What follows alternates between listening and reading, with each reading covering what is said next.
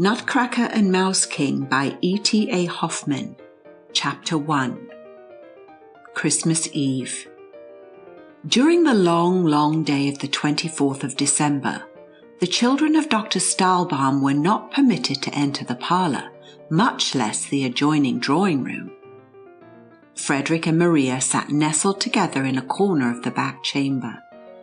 Dusky twilight had come on, and they felt quite gloomy and fearful, for, as was commonly the case on this day, no light was brought into them. Fred, in great secrecy and in a whisper, informed his little sister, she was only just 7 years old, that ever since morning he had heard a rustling and a rattling, and now and then a gentle knocking in the forbidden chambers. Not long ago, also, he had seen a little dark man, with a large chest under his arm, gliding softly through the entry, but he knew very well that it was nobody but Godfather Drosselmeyer. Upon this Maria clapped her little hands together for joy and exclaimed, "Ah, what beautiful things has Godfather Drosselmeyer made up for us this time!" Councillor Drosselmeyer was not a very handsome man. He was small and thin, had many wrinkles in his face. Over his right eye he had a large black patch, and he was without hair, for which reason he wore a very nice white wig. This was made of glass, however, and was a very ingenious piece of work. The godfather himself was very ingenious also. He understood all about clocks and watches, and could even make them. Accordingly, when any one of the beautiful clocks in Dr. Stahlbaum's house was sick and could not sing, Godfather Drosselmeyer would have to attend to it. He would then take off his glass wig, pull off his brown coat, put on a blue apron, and pierce the clock with sharp-pointed instruments, which usually caused little Maria a great deal of anxiety. But it did the clock no harm. On the contrary, it became quite lively again, and began at once right merrily to rattle and to strike and to sing, so that it was a pleasure to all who heard it. Whenever he came, he always brought something pretty in his pocket for the children, sometimes a little man who moved his eyes and made a bow, at others a box from which a little bird hopped out when it was opened, sometimes one thing, sometimes another. When Christmas Eve came, he had always a beautiful piece of work prepared for them, which had cost him a great deal of trouble, and on this account it was always carefully preserved by their parents, after he had given it to them.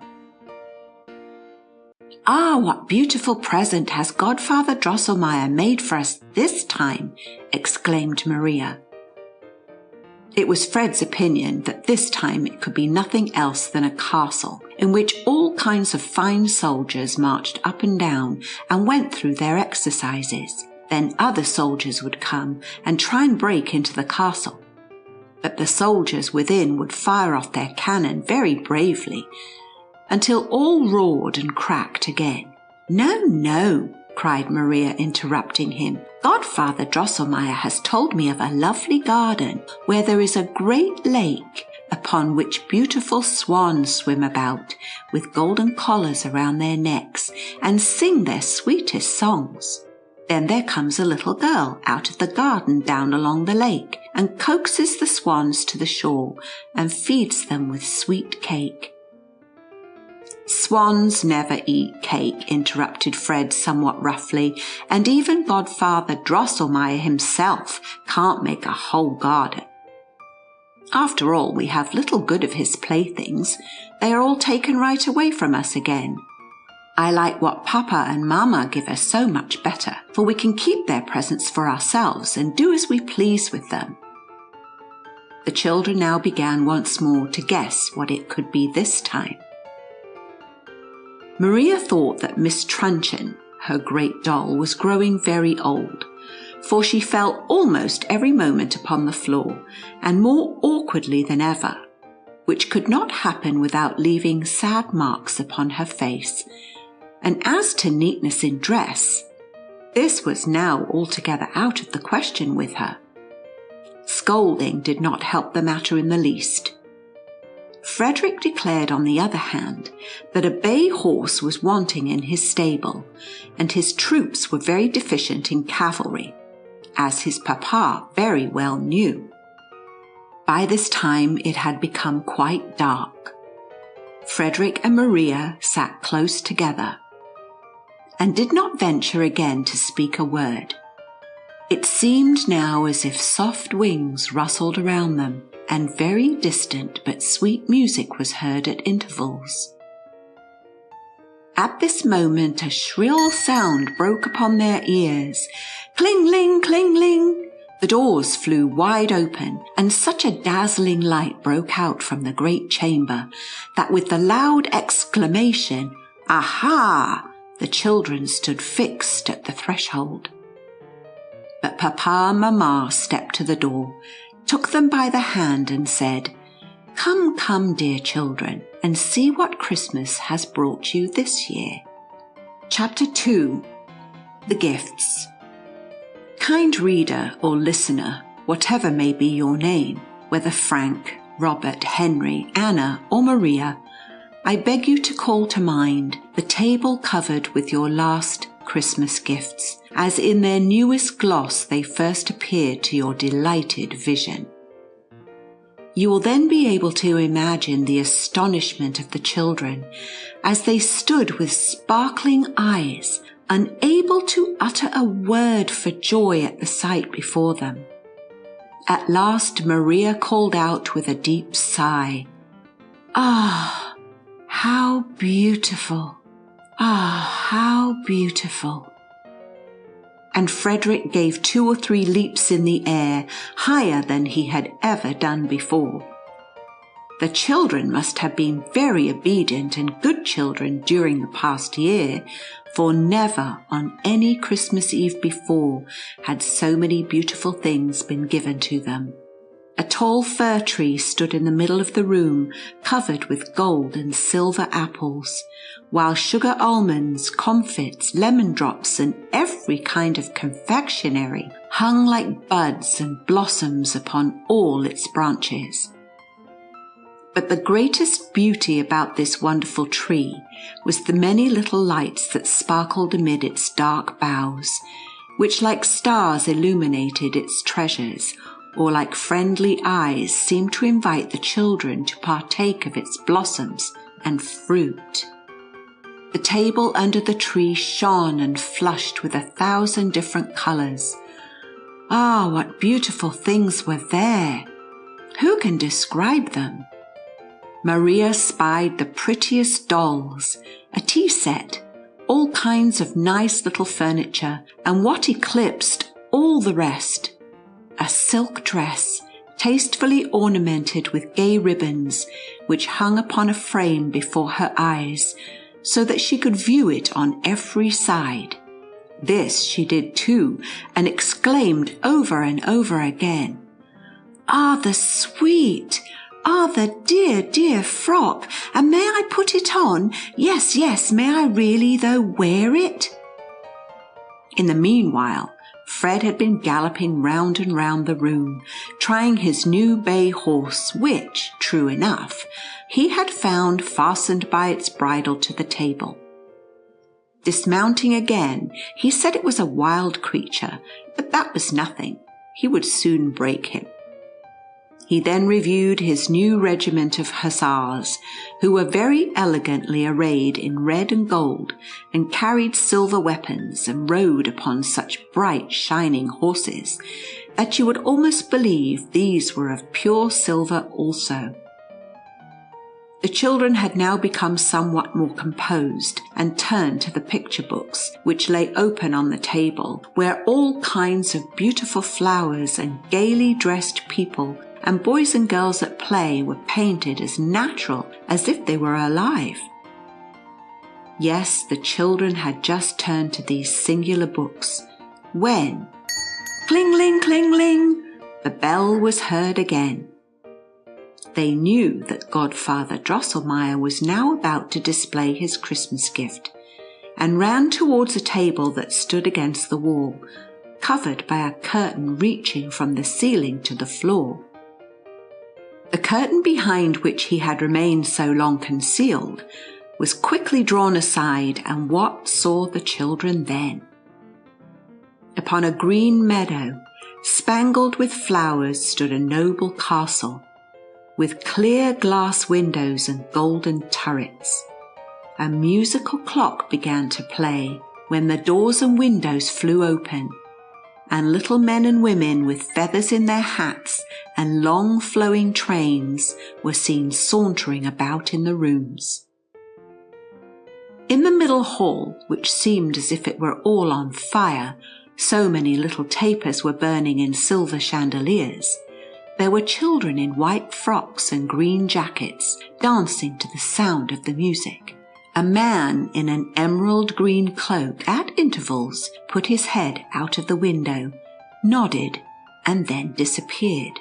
And Godfather Drosselmeyer himself, only that he wasn't much bigger than Papa's thumb, came now and then to the door of the castle, looked about him, and then went in again.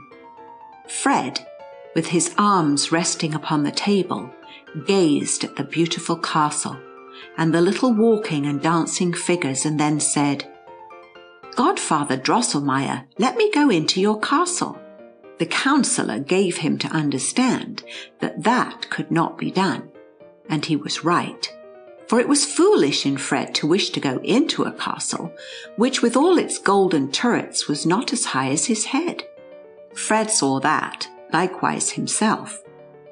After a while, as the men and women kept walking back and forth, and the children danced, and the emerald man looked out at his window, and Godfather Drosselmeyer came to the door, and all without the least change, Fred called out impatiently, "Godfather Drosselmeyer, come out this time at the other door." "That can never be, dear Fred," said the counsellor.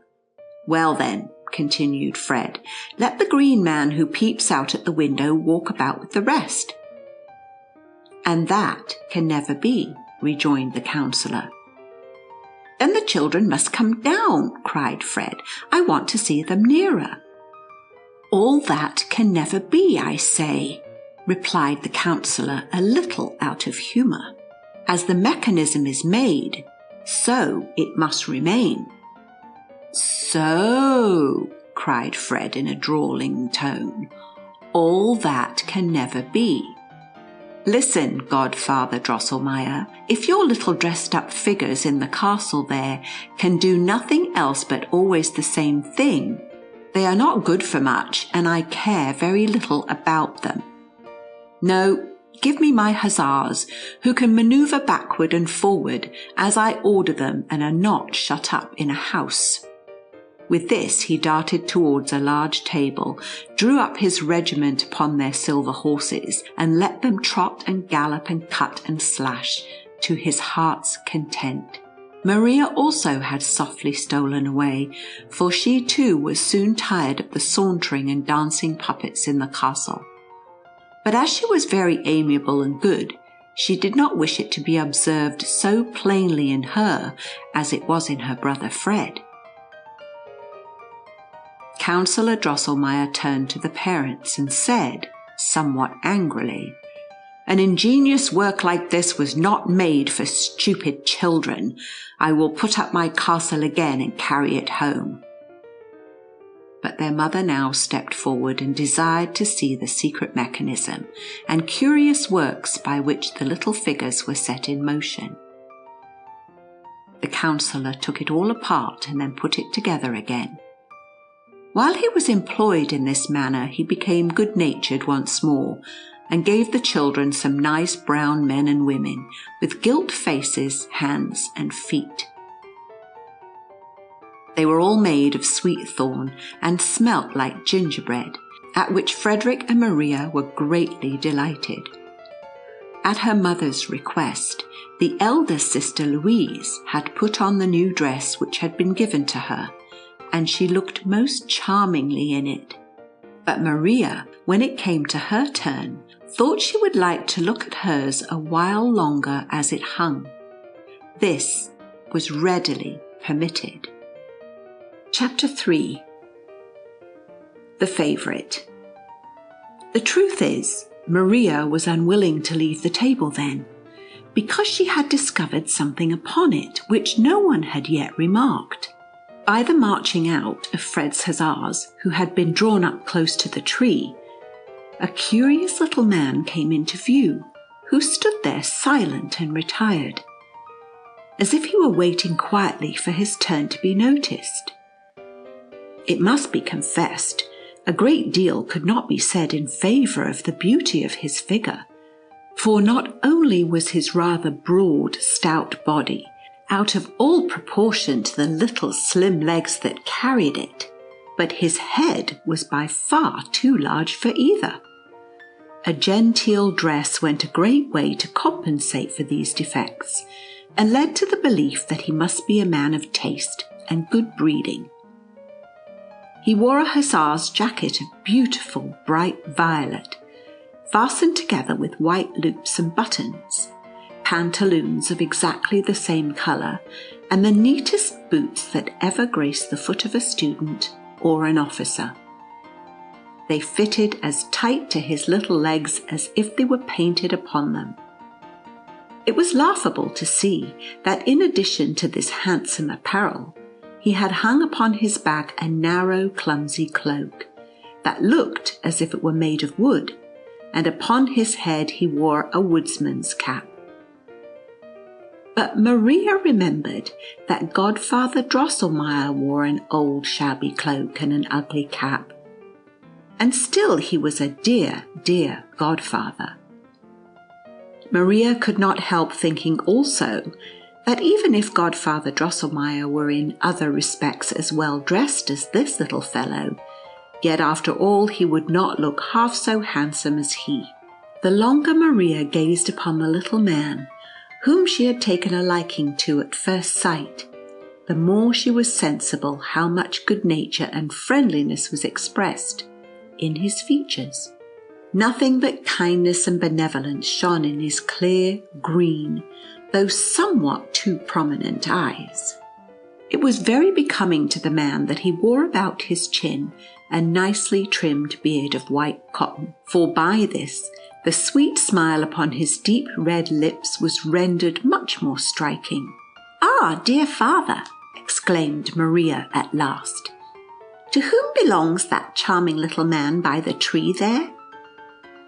"He shall work industriously for you all, dear child," said her father. "He can crack the hardest nuts with his teeth, and he belongs as well to Louise as to you and Fred." With these words her father took him carefully from the table, and raised up his wooden cloak, whereupon the little man stretched his mouth wide open, and showed 2 rows of very white, sharp teeth. At her father's bidding, Maria put in a nut, and crack! The man had bitten it in 2, so that the shell fell off, and Maria caught the sweet kernel in her hand. Maria and the other 2 children were now informed that this dainty little man came of the family of Nutcrackers, and practised the profession of his forefathers. Maria was overjoyed at what she heard, and her father said, "Dear Maria, since friend Nutcracker is so great a favourite with you, I place him under your particular care and keeping, although, as I said before, Louise and Fred shall have as much right to his services as you." Maria took him immediately in her arms, and set him to cracking nuts, but she picked out the smallest, that the little fellow need not stretch his mouth open so wide, which in truth was not very becoming to him. Louise sat down by her, and friend Nutcracker must perform the same service for her too, which he seemed to do quite willingly, for he kept smiling all the while very pleasantly. In the meantime, Fred had become tired of riding and parading his hussars, and when he heard the nuts crack so merrily, he ran to his sister and laughed very heartily at the droll little man, who now, since Fred must have a share in the sport, passed from hand to hand, and thus there was no end to his labour. Fred always chose the biggest and hardest nuts, when all at once, crack, crack, it went, and 3 teeth fell out of Nutcracker's mouth, and his whole underjaw became loose and rickety. "Ah, my poor dear Nutcracker," said Maria, and snatched him out of Fred's hands. "That's a stupid fellow," said Fred. "He wants to be a nutcracker and has poor teeth. He don't understand his trade. Give him to me, Maria. He shall crack nuts for me if he loses all his teeth, and his whole chin into the bargain. Why make such a fuss about such a fellow?"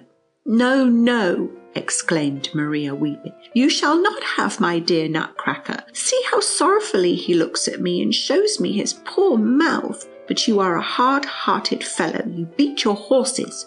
Yes, and lately you had one of your soldiers shot through the head." "That's all right," said Fred, "though you don't understand it. But Nutcracker belongs as much to me as to you, so let me have him." Maria began to cry bitterly and rolled up the sick Nutcracker as quickly as she could in her little pocket handkerchief.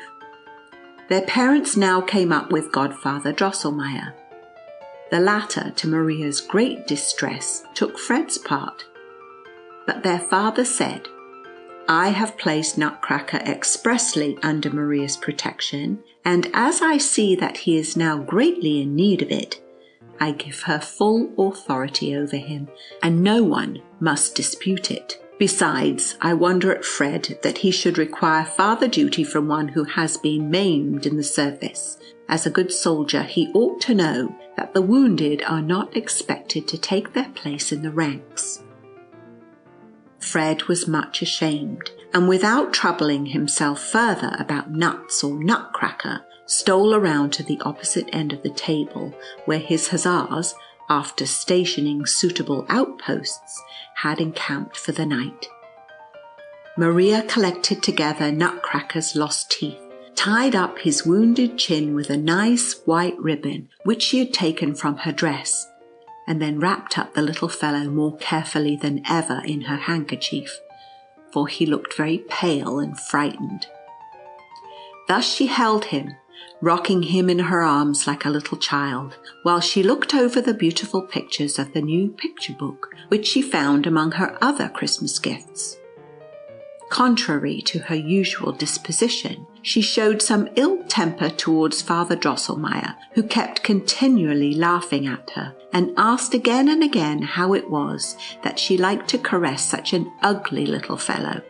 That singular comparison with Drosselmeyer, which she made when her eyes first fell upon Nutcracker, now came again into her mind, and she said very seriously, "Who knows, dear godfather, if you were dressed like my sweet Nutcracker and had on such bright little boots, who knows but you would then be as handsome as he is?"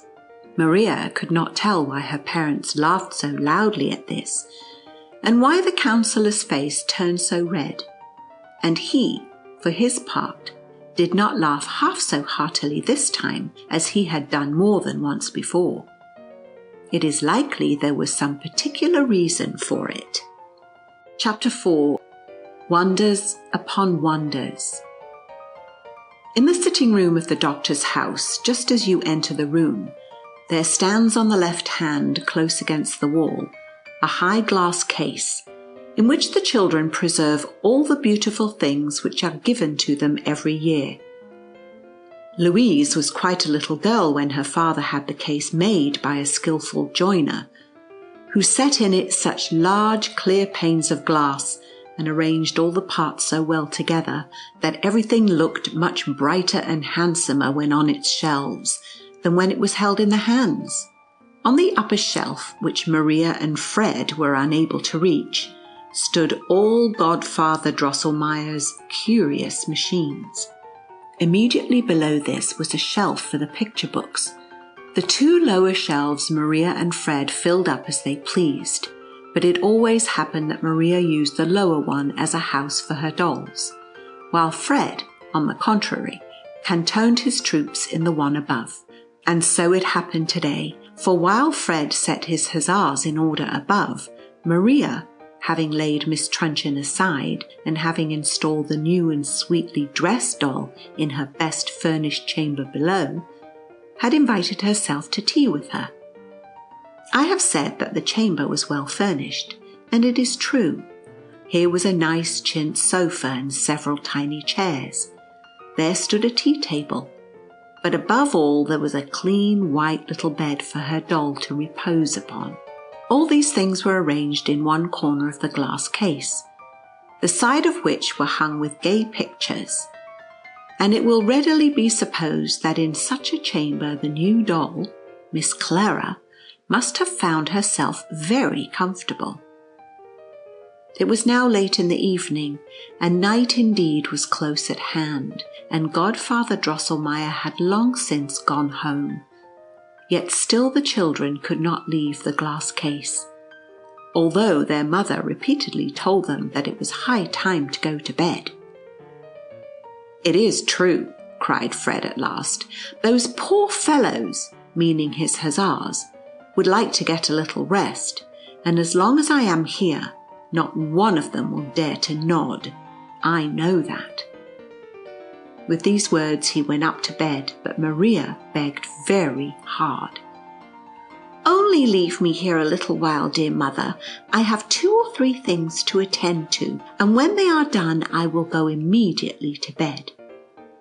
Maria was a very good and sensible child, and therefore her mother could leave her alone with her playthings without anxiety.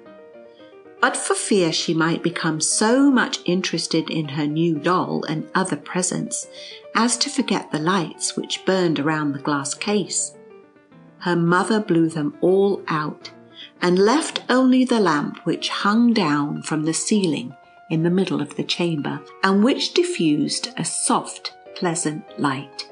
"Come in soon, dear Maria, or you will not be up in time tomorrow morning," called her mother as she went up to bed. There was something Maria had at heart to do, which she had not told her mother, though she knew not the reason why, and as soon as she found herself alone she went quickly about it. She still carried in her arms the wounded Nutcracker rolled up in her pocket handkerchief. Now she laid him carefully upon the table, unrolled the handkerchief softly and examined his wound. Nutcracker was very pale, but still he smiled so kindly and sorrowfully that it went straight to Maria's heart. "Ah, Nutcracker, Nutcracker, do not be angry at Brother Fred because he hurt you so. He did not mean to be so rough. It is the wild soldier's life with his hussars that has made him a little hard-hearted, but otherwise he is a good fellow, I can assure you. Now I will tend you very carefully until you are well and merry again. As to fastening in your teeth and setting your shoulders, that Godfather Drosselmeyer must do. He understands such things." But Maria was hardly able to finish the sentence, for as she mentioned the name of Drosselmeyer, friend Nutcracker made a terrible wry face, and there darted something out of his eyes like green, sparkling flashes.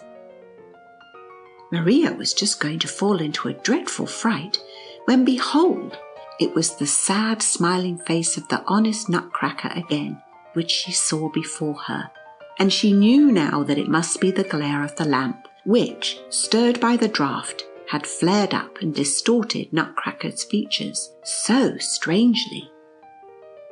"Am I not a foolish girl," she said, "to be so easily frightened, and to think that a wooden puppet could make faces at me? But I love Nutcracker too well, because he is so droll and so good-tempered. Therefore he shall be taken good care of as he deserves." With this Maria took friend Nutcracker in her arms, walked to the glass case, stooped down and said to her new doll, "Pray, Miss Clara, be so good as to give up your bed to the sick and wounded Nutcracker, and make out as well as you can with the sofa. Remember that you are well and hearty, or you would not have such fat red cheeks, and very little dolls have such nice sofas."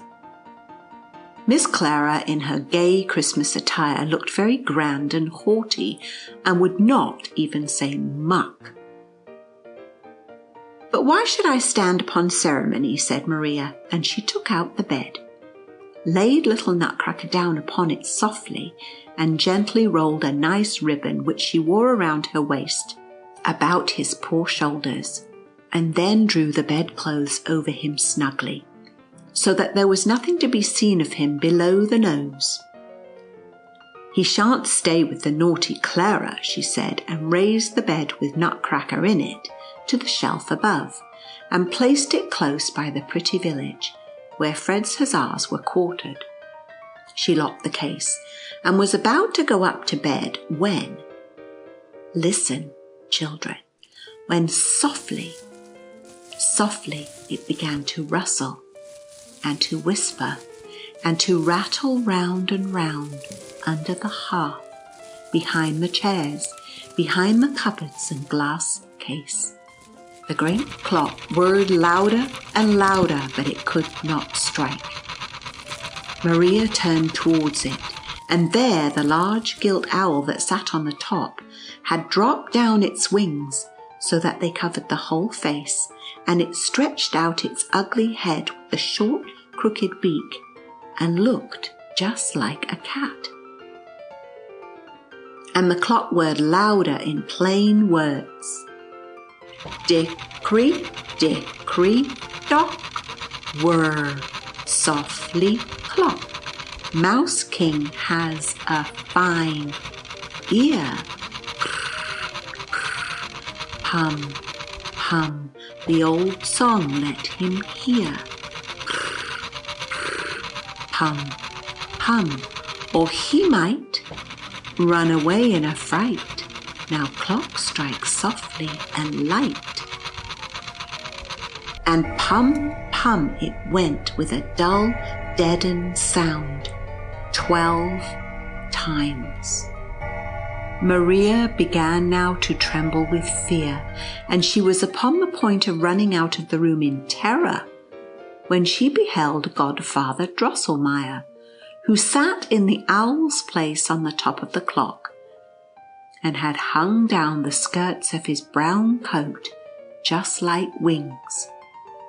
But she took courage and cried out loudly with sobs, "Godfather Drosselmeyer, Godfather Drosselmeyer, what are you doing up there? Come down and do not frighten me so, you naughty Godfather Drosselmeyer." Just then a wild squeaking and whimpering broke out on all sides, and then there was a running, trotting and galloping behind the walls, as if 1,000 little feet were in motion, and 1,000 little lights flashed out of the crevices in the floor. But they were not lights. No, they were sparkling little eyes, and Maria perceived that mice were all around, peeping out and working their way into the room. Presently it went trot, trot, hop, hop about the chamber, and more mice in greater or smaller parties galloped across, and at last placed themselves in line and column, just as Fred was accustomed to place his soldiers when they went to battle.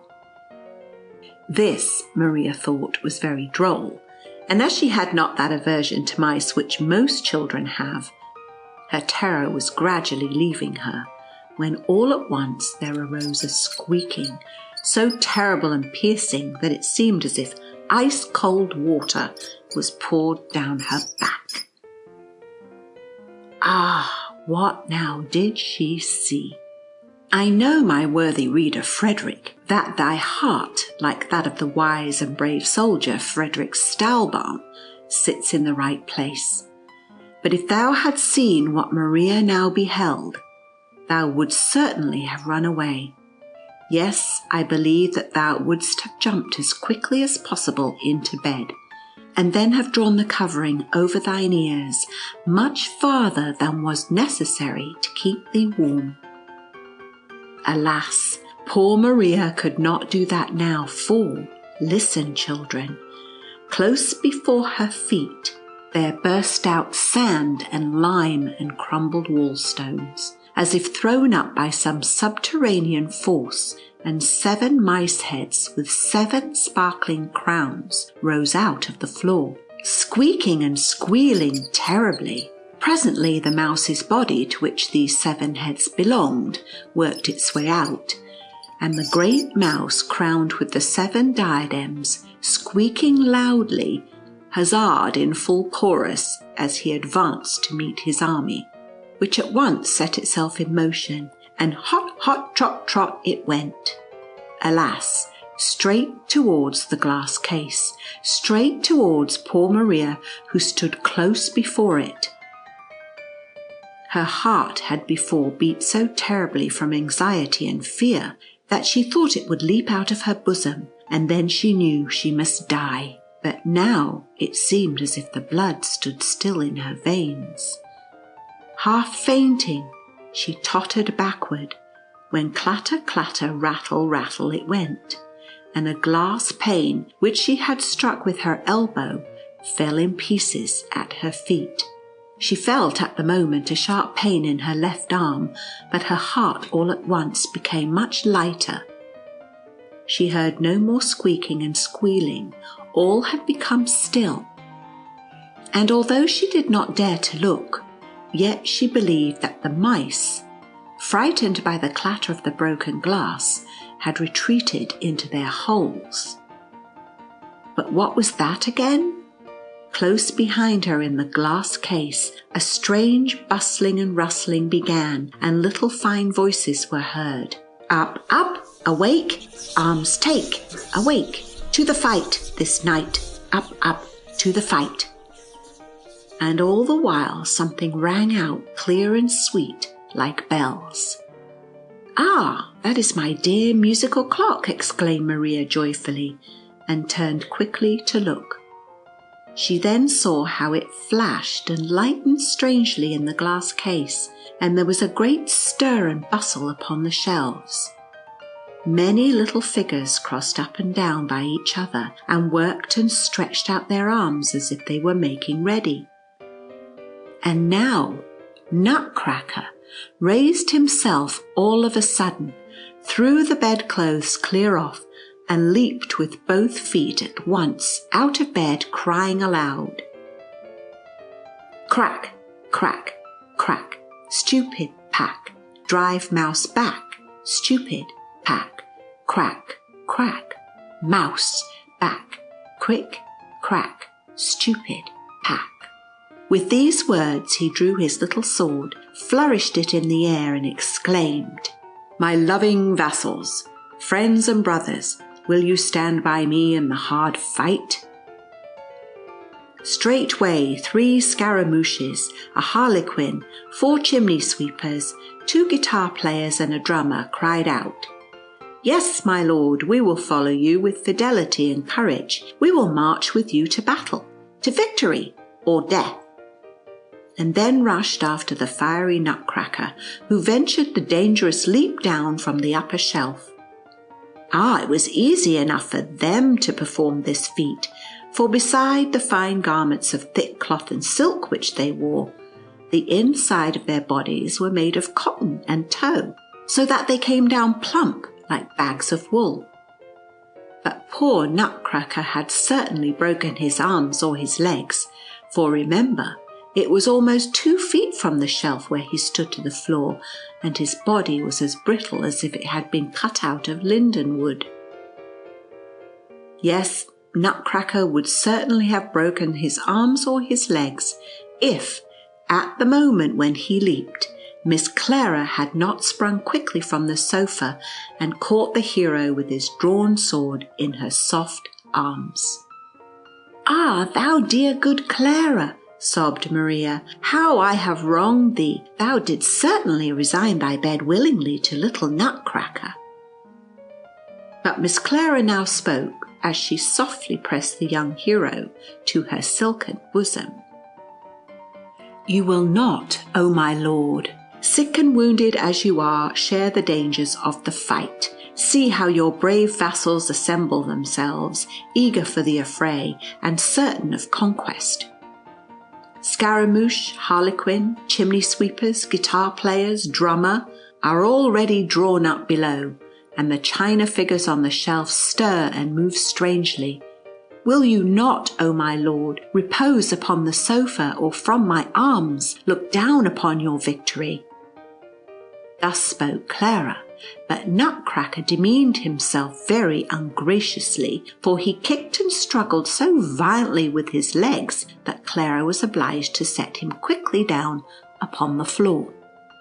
He then, however, dropped gracefully upon one knee and said, "Fair lady, the recollection of thy favour and condescension will go with me into the battle and the strife." Clara then stooped so low that she could take him by the arm, raised him gently from his knees, took off her bespangled girdle, and was about to throw it across his neck, but little Nutcracker stepped 2 paces backward, laid his hand upon his breast, and said very earnestly, "Not so, fair lady, lavish not thy favours thus upon me, for—" He stopped, sighed heavily, tore off the ribbon which Maria had bound about his shoulders, pressed it to his lips, hung it across him like a scarf, and then boldly flourishing his bright little blade, leaped like a bird over the edge of the glass case upon the floor. You understand, my kind and good readers and listeners, that Nutcracker, even before he had thus come to life, had felt very sensibly the kindness and love which Maria had shown towards him. And it was because he had become so partial to her that he would not receive and wear the girdle of Miss Clara, although it shone and sparkled so brightly. The true and faithful Nutcracker preferred to wear Maria's simple ribbon. But what will now happen? As soon as Nutcracker had leaped out, the squeaking and whistling was heard again. Ah, it is under the large table that the hateful mice have concealed their countless bands, and high above them all towers the dreadful mouse with 7 heads. What will now happen? Chapter 5. The Battle. "Beat the march, true vassal drummer!" screamed Nutcracker very loudly, and immediately the drummer began to rattle and to roll upon his drum so skillfully that the windows of the glass case trembled and hummed again. Now it rustled and clattered therein, and Maria perceived that the covers of the little boxes in which Fred's army were quartered were bursting open, and now the soldiers leaped out and then down again upon the lowest shelf, where they drew up in fine array. Nutcracker ran up and down, speaking inspiring words to the troops. "Let no dog of a trumpeter blow or stir," he cried angrily, for he was afraid he should not be heard, and then turned quickly to Harlequin, who had grown a little pale and chattered with his long chin. "General," he said earnestly, "I know your courage and your experience. There is need now for a quick eye and skill to seize the proper moment. I entrust to your command all the cavalry and artillery. You do not need a horse, for you have very long legs and can gallop yourself tolerably well. I look to see you do your duty." Thereupon Harlequin put his long thin fingers to his mouth and crowed so piercingly that it sounded as if 100 shrill trumpets were blown merrily. Then it stirred again in the glass case, a neighing and a whinnying and a stamping were heard, and see, Fred's cuirassiers and dragoons, but above all his new splendid hussars, marched out and halted close by the case.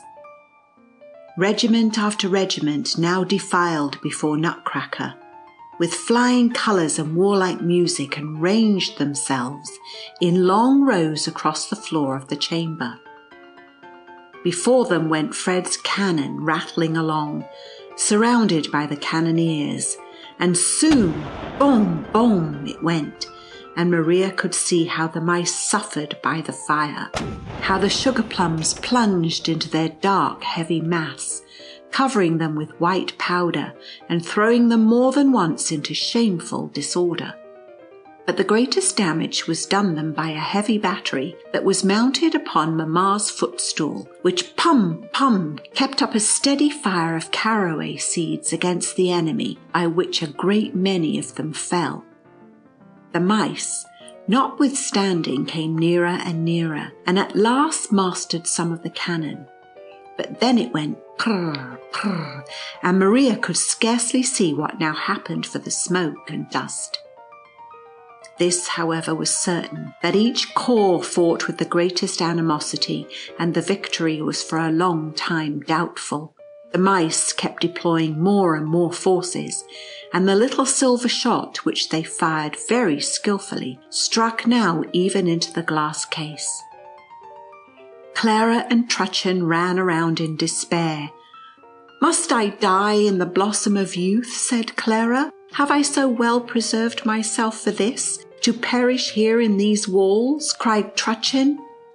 Then they fell about each other's necks and screamed so terribly that they could be heard above the mad tumult of the battle.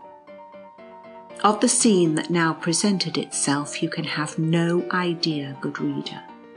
It went prrr, prrr, puff, piff, clitter, clatter, boom, baroom, bomb, in the wildest confusion, while the Mouse King and mice squeaked and screamed, and now and then the mighty voice of Nutcracker was heard as he gave the necessary orders, and he was seen striding along through the battalions in the hottest of the fire. Harlequin had made some splendid charges with his cavalry, and covered himself with honour, but Fred's hussars were battered by the enemy's artillery with odious offensive balls, which made dreadful spots in their red jackets, for which reason they would not move forward. Harlequin ordered them to draw off to the left, and in the enthusiasm of command headed the movement himself, and the cuirassiers and dragoons followed. That is, they all drew off to the left and galloped home. By this step the battery upon the footstool was exposed to great danger, and it was not long before a strong body of very ugly mice pushed on with such determined bravery that the footstool, cannons, cannoneers, and all were overthrown by their headlong charge. Nutcracker seemed a little disturbed at this, and gave orders that the right wing should make a retreating movement. You know very well, O my military reader Frederick, that to make such a movement is almost the same thing as to run away, and you are now grieving with me at the disaster which impends over the army of Maria's darling Nutcracker. But turn your eyes from this scene and view the left wing, where all is still in good order, and where there is yet great hope, both for the general and the army. During the hottest of the fight, large masses of mice cavalry have debouched softly from under the settee, and amid loud and hideous squeaking had thrown themselves with fury upon the left wing. But what an obstinate resistance did they meet with there! Slowly, as the difficult nature of the ground required, for the edge of the glass case had to be traversed, the China figures had advanced, headed by 2 Chinese emperors, and formed themselves into a hollow square. These brave, motley, but noble troops, which were composed of gardeners, Tyrolese, bonzes, friseurs, merry andrews, cupids, lions, tigers, peacocks, and apes, fought with coolness, courage, and determination. By their Spartan bravery, this battalion of picked men would have wrested the victory from the foe, had not a bold major rushed madly from the enemy's ranks and bitten off the head of one of the Chinese emperors, who in falling dashed to the ground 2 bonzes and a cupid. Through this gap the enemy penetrated into the square, and in a few moments the whole battalion was torn to pieces. Their brave resistance, therefore, was of no avail to Nutcracker's army, which, once having begun to retreat, retired farther and farther, and at every step with diminished numbers, until the unfortunate Nutcracker halted with a little band close before the glass case. Let the reserve advance! Harlequin, Scaramouche, Drummer, where are you?" Thus cried Nutcracker in hopes of new troops which should deploy out of the glass case. And there actually came forth a few brown men and women made of sweet thorn, with golden faces and caps and helmets, but they fought around so awkwardly that they did not hit one of the enemy, and at last knocked the cap off their own general's head. The enemy's chasseurs, too, bit off their legs before long, so that they tumbled over and carried with them to the ground some of the Nutcracker's best officers. Nutcracker, now completely surrounded by the foe, was in the greatest peril. He tried to leap over the edge into the glass case, but found his legs too short. Clara and Trutchen lay each in a deep swoon. They could not help him. Hussars, dragoons sprang merrily by him into safe quarters, and in wild despair he cried, "A horse, a horse! A kingdom for a horse!" At this moment, two of the enemy's tirailleurs seized him by his wooden mantle, and the Mouse King, squeaking from his 7 throats, leaped in triumph towards him. Maria could no longer control herself. "Oh, my poor Nutcracker," she cried, sobbing, and without being exactly conscious of what she did, grasped her left shoe and threw it with all her strength into the thickest of the mice, straight at their king. In an instant all seemed scattered and dispersed, but Maria felt in her left arm a still sharper pain than before, and sank in a swoon to the floor. Chapter 6. The Sickness. When Maria woke out of her deep and death-like slumber, she found herself lying in her own bed, with the sun shining bright and sparkling through the ice-covered windows into the chamber.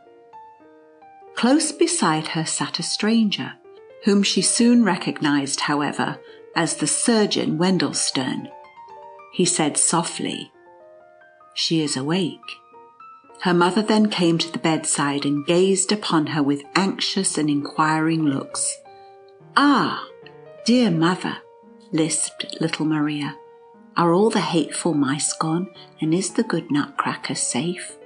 "Do not talk such foolish stuff," replied her mother. "What have the mice to do with Nutcracker? You naughty child, you have caused us a great deal of anxiety. But so it always is when children are disobedient and do not mind their parents. You played last night with your dolls until it was very late.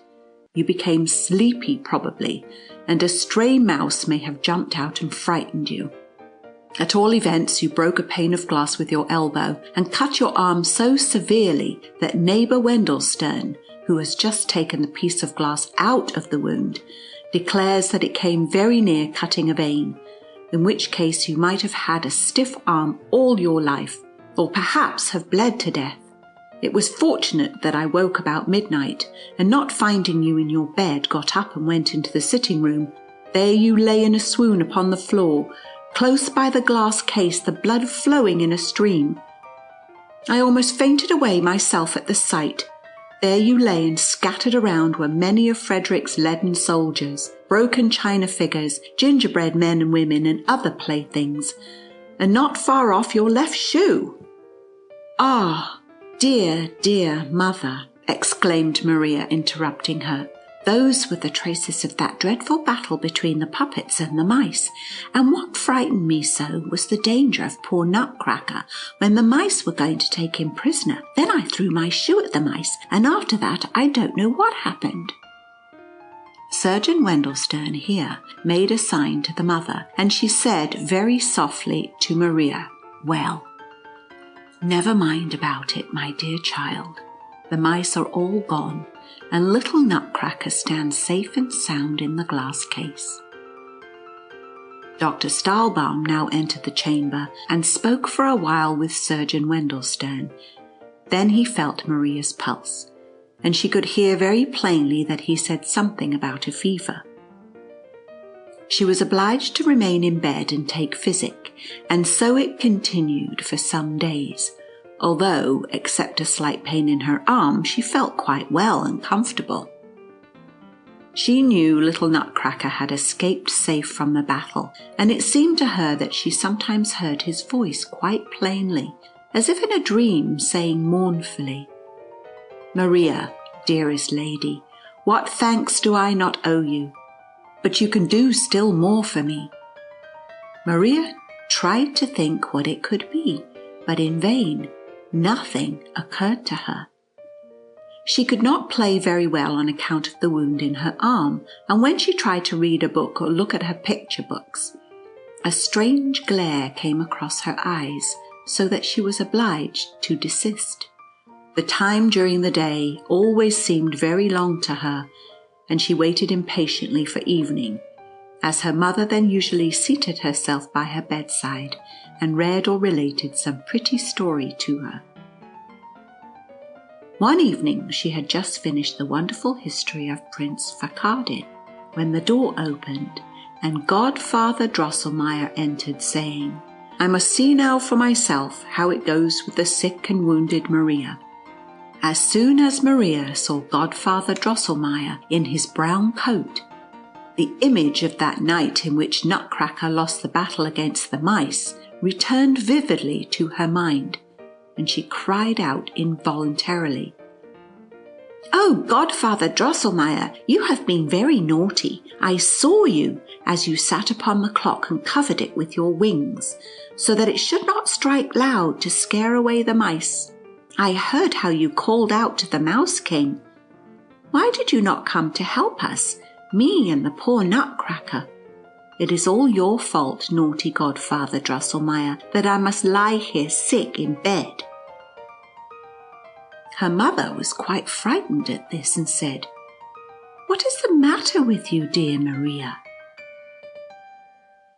But Godfather Drosselmeyer made very strange faces, and said in a grating, monotonous tone, "Pendulum must whir, whir, whir, this way, that way, clock will strike, tired of ticking all the day, softly whir, whir, whir, strike, cling, clang, strike, clang, cling, bing, and bang, and bang, and bing, 'twill scare away the Mouse King. Then owl in swift flight comes at dead of night, pendulum must whir, whir, clock will strike, cling, clang, this way, that way, tired of ticking all the day. Bing, bang, and Mouse King scare away, whir, whir, prr, prr." Maria stared at Godfather Drosselmeyer, for he did not look at all as he usually did, but appeared much uglier, and he moved his right arm backward and forward, like a puppet pulled by wires. She would have been afraid of him if her mother had not been present, and if Fred had not slipped in the meanwhile, and interrupted him with loud laughter. "Ha, ha, Godfather Drosselmeyer," cried Fred. "You are today too droll again. You act just like my harlequin that I threw into the lumber room long ago." But their mother was very serious and said, "Dear counsellor, this is very strange sport. What do you really mean by it?" "Gracious me," replied Drosselmeyer, laughing. "Have you forgotten, then, my pretty watchmaker's song? I always sing it to such patients as Maria." With this he drew his chair close to her bed and said, "Do not be angry that I did not pick out the Mouse King's 14 eyes. That could not be. But instead, I have in store for you a very agreeable surprise." The counsellor with these words put his hand in his pocket, drew something out slowly, and behold, It was Nutcracker with his lost teeth nicely fastened in, and his lame chin well set and sound. Maria cried aloud with joy, while her mother smiled and said, "You see now, Maria, that Godfather Drosselmeyer meant well by your little Nutcracker." "But still, you must confess, Maria," said the counsellor, "that Nutcracker's figure is none of the finest, neither can his face be called exactly handsome. How this ugliness came to be hereditary in the family, I will now relate to you if you will listen. Or perhaps you know already the story of the Princess Pirlipat and the Lady Mouserings and the skilful watchmaker." "Look here, Godfather Drosselmeyer," interrupted Fred. "Nutcracker's teeth you have fastened in very well, and his chin is no longer lame and rickety. But why has he no sword? Why have you not put on his sword?" "Ah," replied the counsellor angrily, "you must always meddle and make, you rogue. What is Nutcracker's sword to me? I have cured his wounds, and he may find a sword for himself as he can." "That's true," said Fred. "He is a brave fellow, and will know how to get one."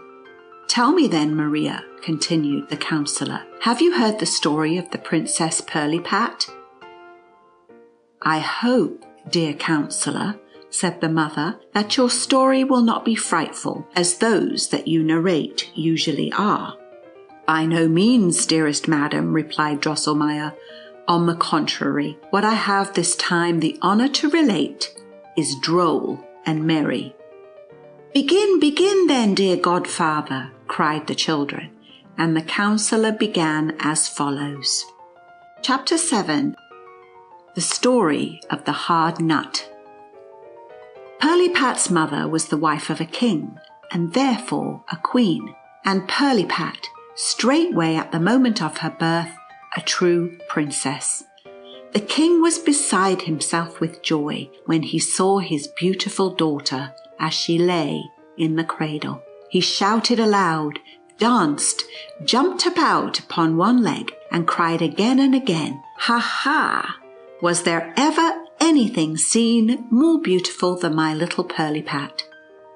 Thereupon all the ministers, generals, presidents, and staff officers jumped about upon one leg like the king, and cried aloud, "No, never!" And it was so, in truth, for as long as the world has been standing, a lovelier child was never born than this very Princess Pirlipat. Her little face seemed made of lilies and roses, delicate white and red. Her eyes were of living, sparkling azure, and it was charming to see how her little locks curled in bright, golden ringlets. Besides this, Pirlipat had brought into the world 2 rows of little pearly teeth, with which 2 hours after her birth she bit the High Chancellor's finger as he was examining her features too closely, so that he screamed out, "Oh, Gemini!" Others assert that he screamed out, "Oh, Cricky!" but on this point authorities are at the present day divided. Well, little Pirlipat bit the High Chancellor's finger, and the enraptured land knew now that some sense dwelt in Pirlipat's beautiful body. As has been said, all were delighted. The Queen alone was very anxious and uneasy, and no one knew wherefore, but everybody remarked with surprise the care with which she watched Pirlipat's cradle. Besides that, the doors were guarded by soldiers, and not counting the 2 nurses, who always remained close by the cradle, 6 maids night after night sat in the room to watch. But what seemed very foolish, and no one could understand the meaning of it, was this. Each of these 6 maids must have a cat upon her lap, and stroke it the whole night through, and thus keep it continually purring. It is impossible that you, dear children, can guess why Pirlipat's mother made all these arrangements, but I know, and will straightway tell you. It happened that once upon a time many great kings and fine princes were assembled at the court of Pirlipat's father, on which occasion much splendour was displayed. The theatres were crowded, balls were given, and tournaments held almost every day. The king, in order to show plainly that he was in no want of gold and silver, was resolved to take a good handful out of his royal treasury and expend it in a suitable manner. Therefore, as soon as he had been privately informed by the overseer of the kitchen that the court astronomer had predicted the right time for killing, he ordered a great feast of sausages, leaped into his carriage, and went himself to invite the assembled kings and princes to take a little soup with him in order to enjoy the agreeable surprise which he had prepared for them. Upon his return he said very affectionately to the Queen, "You know, my dear, how extremely fond I am of sausages." The Queen knew at once what he meant by that, and it was this, that she should take upon herself, as she had often done before, the useful occupation of making sausages. The Lord Treasurer must straightway bring to the kitchen the great golden sausage kettle and the silver chopping knives and stew pans. A large fire of sandalwood was made. The Queen put on her damask apron, and soon the sweet smell of the sausage meat began to steam up out of the kettle. The agreeable odour penetrated even to the royal council chamber, and the king, seized with a sudden transport, could no longer restrain himself. "With your permission, my lords," he cried, and leaped up, ran as fast as he could into the kitchen, embraced the Queen, stirred a little with his golden sceptre in the kettle, and then, his emotion being quieted, returned calmly to the council. The important moment had now arrived, when the fat was to be chopped into little pieces and browned gently in the silver stew pans. The maids of honour now retired, for the Queen, out of true devotion and reverence for her royal spouse, wished to perform this duty alone. But just as the fat began to fry, a small whimpering, whispering voice was heard. "Give me a little of the fat, sister. I should like my part of the feast. I too am a queen. Give me a little of the fat." The Queen knew very well that it was Lady Mouserings who said this. Lady Mouserings had lived these many years in the king's palace. She maintained that she was related to the royal family, and that she was herself a queen in the kingdom of Mousalia, for which reason she held a great court under the hearth. The Queen was a kind and benevolent lady, and although she was not exactly willing to acknowledge Lady Mouserings as a true queen and sister, yet she was very ready to allow her a little banquet on this great holiday. She answered, therefore, "Come out then, Lady Mouserings, you are welcome to a little of the fat."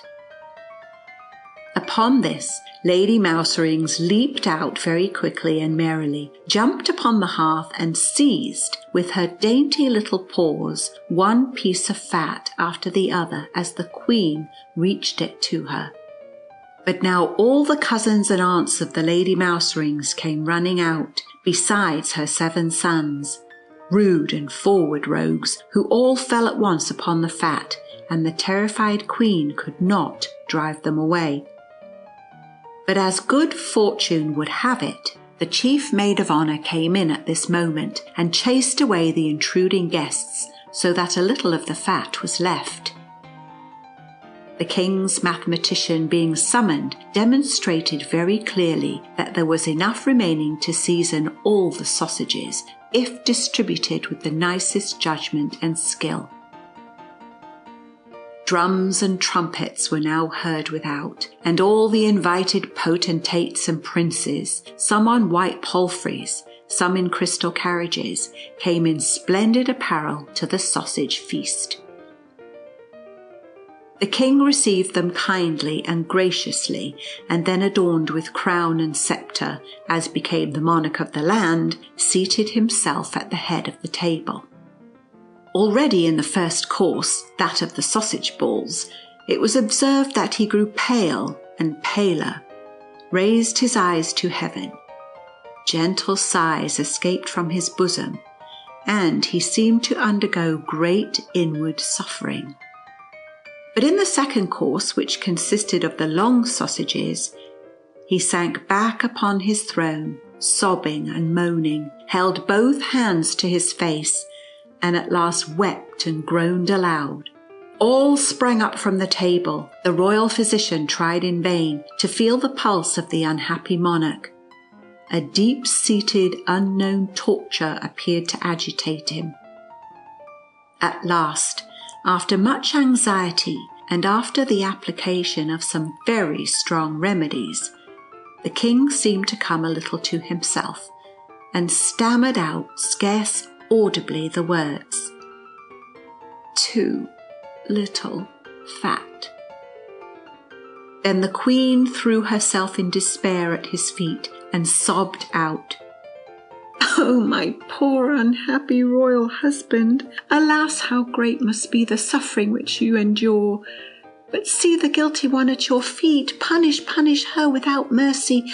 Alas, Lady Mouserings with her 7 sons and aunts and cousins have eaten up the fat, and—" With these words she fell right over backwards in a swoon.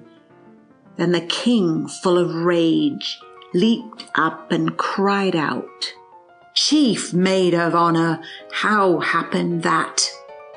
The chief maid of honour told the story, as much as she knew of it, and the king resolved to take vengeance upon Lady Mouserings and her family for having eaten up the fat of his sausages. The Privy Council was called, and it was resolved to summon Lady Mouserings to trial and confiscate all her estates.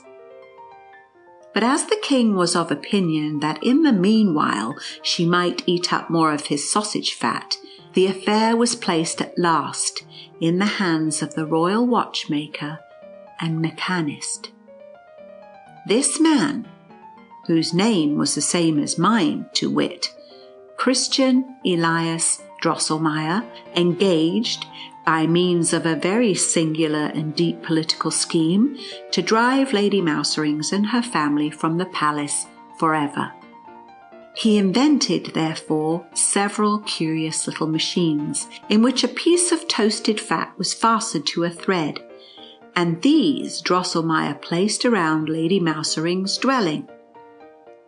Lady Mouserings was much too wise not to see through Drosselmeyer's craft, but all her warnings, all her entreaties were of no avail. Every one of her 7 sons, and many of her cousins and aunts, went into Drosselmeyer's machines, and, as they tried to snap away the fat, were caught by an iron grating, which fell suddenly down behind them, and were afterwards miserably slaughtered in the kitchen. Lady Mouserings, with the little remnant of her family, forsook the dreadful place. Grief, despair, revenge filled her bosom. The court revelled in joy at this event, but the queen was very anxious, for she knew the disposition of Lady Mouserings, and was very sure that she would not suffer the death of her sons to go unavenged. In fact, Lady Mouserings appeared one day when the queen was in the kitchen, preparing a harslet hash for her royal husband, a dish of which he was very fond, and said, "My sons, my cousins and aunts are destroyed. Take care, queen, that Mouse Queen does not bite thy little princess in 2. Take good care." With this she disappeared and was not seen again. But the queen was so frightened that she let the hash fall into the fire, and thus a second time Lady Mouserings spoiled a favourite dish for the king, at which he was very angry. "But this, dear children," said Drosselmeyer, "is enough for tonight. The rest at another time." Maria, who had her own thoughts about this story, begged Godfather Drosselmeyer very hard to go on, but she could not prevail upon him. He rose, saying, "Too much at once is bad for the health. The rest tomorrow." As the counsellor was just stepping out of the room, Fred called out, "Tell me, Godfather Drosselmeyer, is it then really true that you invented mouse traps?" "How can you ask such a silly question?" said his mother. But the counsellor smiled mysteriously and said in an undertone, "Am I a skillful watchmaker and yet not able to invent a mouse trap?" Chapter 8. The Story of the Hard Nut continued. "You know now, children," commenced Counsellor Drosselmeyer on the following evening, "why the Queen took such care in guarding the beautiful Princess Pirlipat. Was it not to be feared that Lady Mouserings would execute her threat, that she would come again and bite the little princess to death? Drosselmeyer's machines were not the least protection against the wise and prudent Lady Mouserings, but the court astronomer, who was at the same time private stargazer and fortune-teller to His Majesty, declared it to be his opinion that the family of Baron Purr would be able to keep Lady Mouserings from the cradle. Most of that name were secretaries of legation at court, with little to do, though always at hand for an embassy to a foreign power. But they must now render themselves useful at home, and thus it came that each of the waiting women must hold the son of that family upon her lap, and by continual and attentive fondling, lighten the severe public duties which fell to their lot. Late one night the two chief nurses, who sat close by the cradle, started up out of a deep sleep. All around lay in quiet slumber, no purring, the stillness of the grave. Even the death watch could be heard ticking. And what was the terror of the two chief waiting women as they just saw before them a large, dreadful mouse, which stood erect upon its hind feet and had laid its ugly head close against the face of the princess. With a cry of terror they jumped up, all awoke, but in a moment Lady Mouserings, for the great mouse by Pirlipat's cradle was no one but she, ran as fast as she could to the corner of the chamber. The secretaries of legation leaped after her, but too late. She had disappeared through a hole in the chamber floor. Little Pirlipat awoke at the noise and wept bitterly. "Thank heaven," cried the nurse. "She lives, she lives." But how great was their terror when they looked at Pirlipat and saw what a change had taken place in the sweet, beautiful child. Instead of the white and red face with golden locks, a large, ill-shaped head sat upon her thin, shriveled body. Her azure blue eyes were changed into green, staring ones, and her little mouth had stretched itself from ear to ear. The Queen was brought to death's door by grief and sorrow, and it was found necessary to hang the king's library with thick wadded tapestry, for again and again he ran his head against the wall, crying out at every time in lamentable tones, "Ah me, unhappy monarch!" He might now have seen how much better it would have been to eat his sausages without fat, and to leave Lady Mouserings and her family at peace under the hearth. But Pirlipat's royal father did not think about all this. He laid all the blame upon the court watchmaker and mechanist, Christian Elias Drosselmeyer of Nuremberg. He therefore wisely decreed that Drosselmeyer should restore the Princess Pirlipat to her former condition within 4 weeks, or at least find out some certain and infallible method of effecting this. Otherwise, he should suffer a shameful death under the axe of the executioner. Drosselmeyer was not a little terrified, but he had great confidence in his skill and good fortune, and began immediately the first operation which he thought useful. He took little Princess Pirlipat apart with great dexterity, unscrewed her little hands and feet, and carefully examined her inward structure. But he found, alas, that the princess would grow uglier as she grew bigger, and knew not what to do or what to advise. He put the princess carefully together again, and sank down by her cradle in despair, for he was not allowed to leave it. The 4th week had commenced. Yes, Thursday had come, when the king looked in with flashing eyes, and shaking his sceptre at him, cried, "Christian Elias Drosselmeyer, cure the princess, or thou must die." Drosselmeyer began to weep bitterly, but the Princess Pirlipat lay as happy as the day, and cracked nuts. Pirlipat's uncommon appetite for nuts now occurred for the first time to the mechanist, and the fact likewise that she had come into the world with teeth.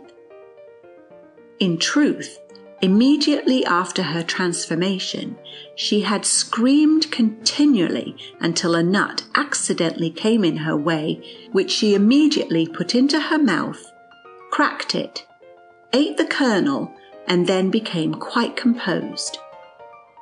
Since that time her nurses found that nothing pleased her so well as to be supplied with nuts. "Oh, sacred instinct of nature! Eternal, inexplicable sympathy of existence," cried Christian Elias Drosselmeyer. "Thou pointest me to the gates of this mystery. I will knock, and they will open." He begged straightway for permission to speak with the royal astronomer, and was led to his apartment under a strong guard. They embraced with many tears, for they had been warm friends, then retired into a private cabinet, and examined a great many books which treated of instinct, of sympathies and antipathies, and other mysterious things. Night came on. The astronomer looked at the stars, and with the aid of Drosselmeyer, who had great skill in such matters, set up the horoscope of Princess Pirlipat. It was a great deal of trouble, for the lines grew all the while more and more intricate. But at last, what joy! At last it became clear that the Princess Pirlipat, in order to be freed from the magic which had deformed her, and to regain her beauty, had nothing to do but to eat the kernel of the nut Krakatuk. Now the nut Krakatuk had such a hard shell that an 48-pounder might be wheeled over it without breaking it. This hard nut must be cracked with the teeth before the princess by a man who had never been shaved and had never worn boots. The young man must then hand her the kernel with closed eyes, and must not open them again until he had marched 7 steps backward without stumbling. Drosselmeyer and the astronomer had laboured together without cessation for 3 days and nights, and the king was seated at dinner on Sunday afternoon, when the mechanist, who was to have been beheaded early Monday morning, rushed in with joy and transport, and proclaimed that he had found out a method of restoring to the Princess Pirlipat her lost beauty. The king embraced him with great kindness, and promised him a diamond sword, 4 orders of honour, and 2 new Sunday suits. "Immediately after dinner we will go to work," he added, "and see to it, dear mechanist, that the unshorn young man in shoes is ready at hand with the nut Krakatuk." and take care that he drinks no wine beforehand, for fear he should stumble as he goes the 7 steps backward like a crab. Afterward he may drink like a fish." Drosselmeyer was very much discomposed at these words, and after much stuttering and stammering said that the method was discovered indeed, but that the nut, Crackatuck, and the young man to crack it were yet to be sought after, and that it was quite doubtful whether Nut or Nutcracker would ever be found. The king, in great anger, swung his sceptre about his crowned head and roared with the voice of a lion, "Then off goes thy head!" It was very fortunate for the unhappy Drosselmeyer that the king's dinner had been cooked better than usual this day, so that he was in a pleasant humour and disposed to listen to reason, while the good queen, who was moved by the hard fate of the mechanist, used her influence to soothe him. Drosselmeyer then after a while took courage and represented to the monarch that he had performed his task in discovering the means to restore the princess to her beauty, and thus by the terms of the royal decree had secured his safety. The king said that was all trash, stupid stuff and nonsense, but resolved at last that the watchmaker should leave the court instantly, accompanied by the royal astronomer, and never return without the nut Crackatuck in his pocket. By the intercession of the queen, he consented that the Nutcracker might be summoned by a notice in all the home and foreign newspapers and journals. Here the counsellor broke off again and promised to narrate the rest on the following evening. Chapter 9. Conclusion of the story of the hard nut. The next evening, as soon as the candles were lighted, Godfather Drosselmeyer appeared and continued his story as follows. Drosselmeyer and the astronomer had been 15 years on their journey without seeing the least signs of the nut, Crackatuck. "It would take me a month, children, to tell where they went and what strange things happened to them. I must pass them over and commence where Drosselmeyer sank at last into despondency and felt a great desire to see his dear native city, Nuremberg. This desire came upon him all at once, as he was smoking a pipe of tobacco with his friend in the middle of a great wood in Asia. "Oh, sweet city," he cried, "sweet native city, sweet Nuremberg. He who has never seen thee, though he may have travelled to London, Paris, Rome, if his heart is not dead to emotion, must continually desire to visit thee. Thee, O Nuremberg, sweet city, where there are so many beautiful houses with windows." As Drosselmeyer grieved in such a sorrowful manner, the astronomer was moved with sympathy and began to cry and howl so pitifully that it was heard far and wide through Asia. He soon composed himself again, wiped the tears out of his eyes, and said, "But why, my respected colleague, why sit here and howl? Why should we not go to Nuremberg? Is it not all the same wherever we seek after this miserable nut, Crackatuck?" "That is true," replied Drosselmeyer, greatly consoled. Both arose, knocked out their pipes, and went straight forward out of the wood in the middle of Asia, right to Nuremberg. They had scarcely arrived there when Drosselmeyer ran to his brother, Christopher Zacharias Drosselmeyer, puppet maker, varnisher, and gilder, whom he had not seen for these many years.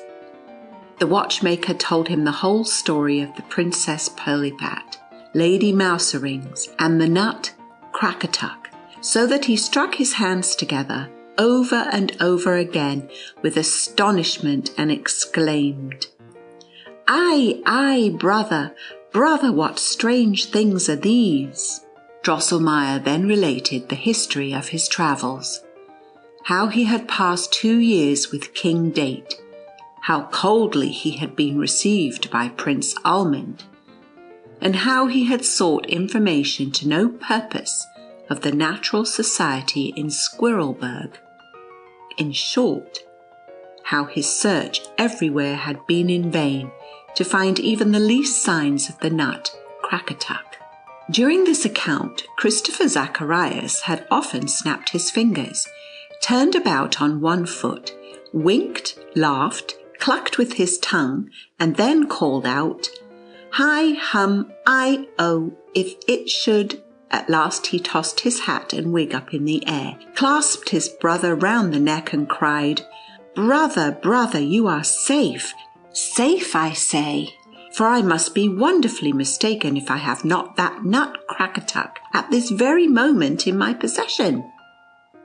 He then drew a little box from his pocket and took out of it a gilded nut of moderate size. "See," he said, "this nut fell into my hands in this way. Many years ago, a stranger came here at Christmas time with a sack full of nuts, which he offered for sale cheap. Just as he passed my shop, he got into a quarrel with a nut seller of this city, who did not like to see a stranger come hither to undersell him, and for this reason attacked him. The man put down his sack upon the ground, the better to defend himself, and at the same moment a heavily laden wagon passed directly over it. All the nuts were cracked in pieces, except this one, which the stranger, with a singular smile, offered me for a bright dollar of the year 1720. I thought that strange, but as I found in my pocket just such a dollar as the man wanted, I bought the nut and gilded it over, without exactly knowing why I bought the nut so dear, or why I set so much store by it. All doubt whether this nut was actually the long-sought nut Crackatuck was instantly removed when the astronomer was called, who carefully scraped off the gold and found upon the rind the word Crackatuck engraved in Chinese characters.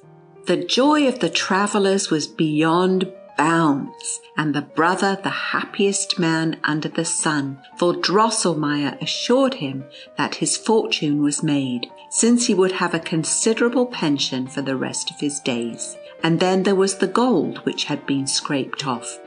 He might keep that for gilding. The mechanist and the astronomer had both put on their nightcaps, and were getting into bed as the latter commenced.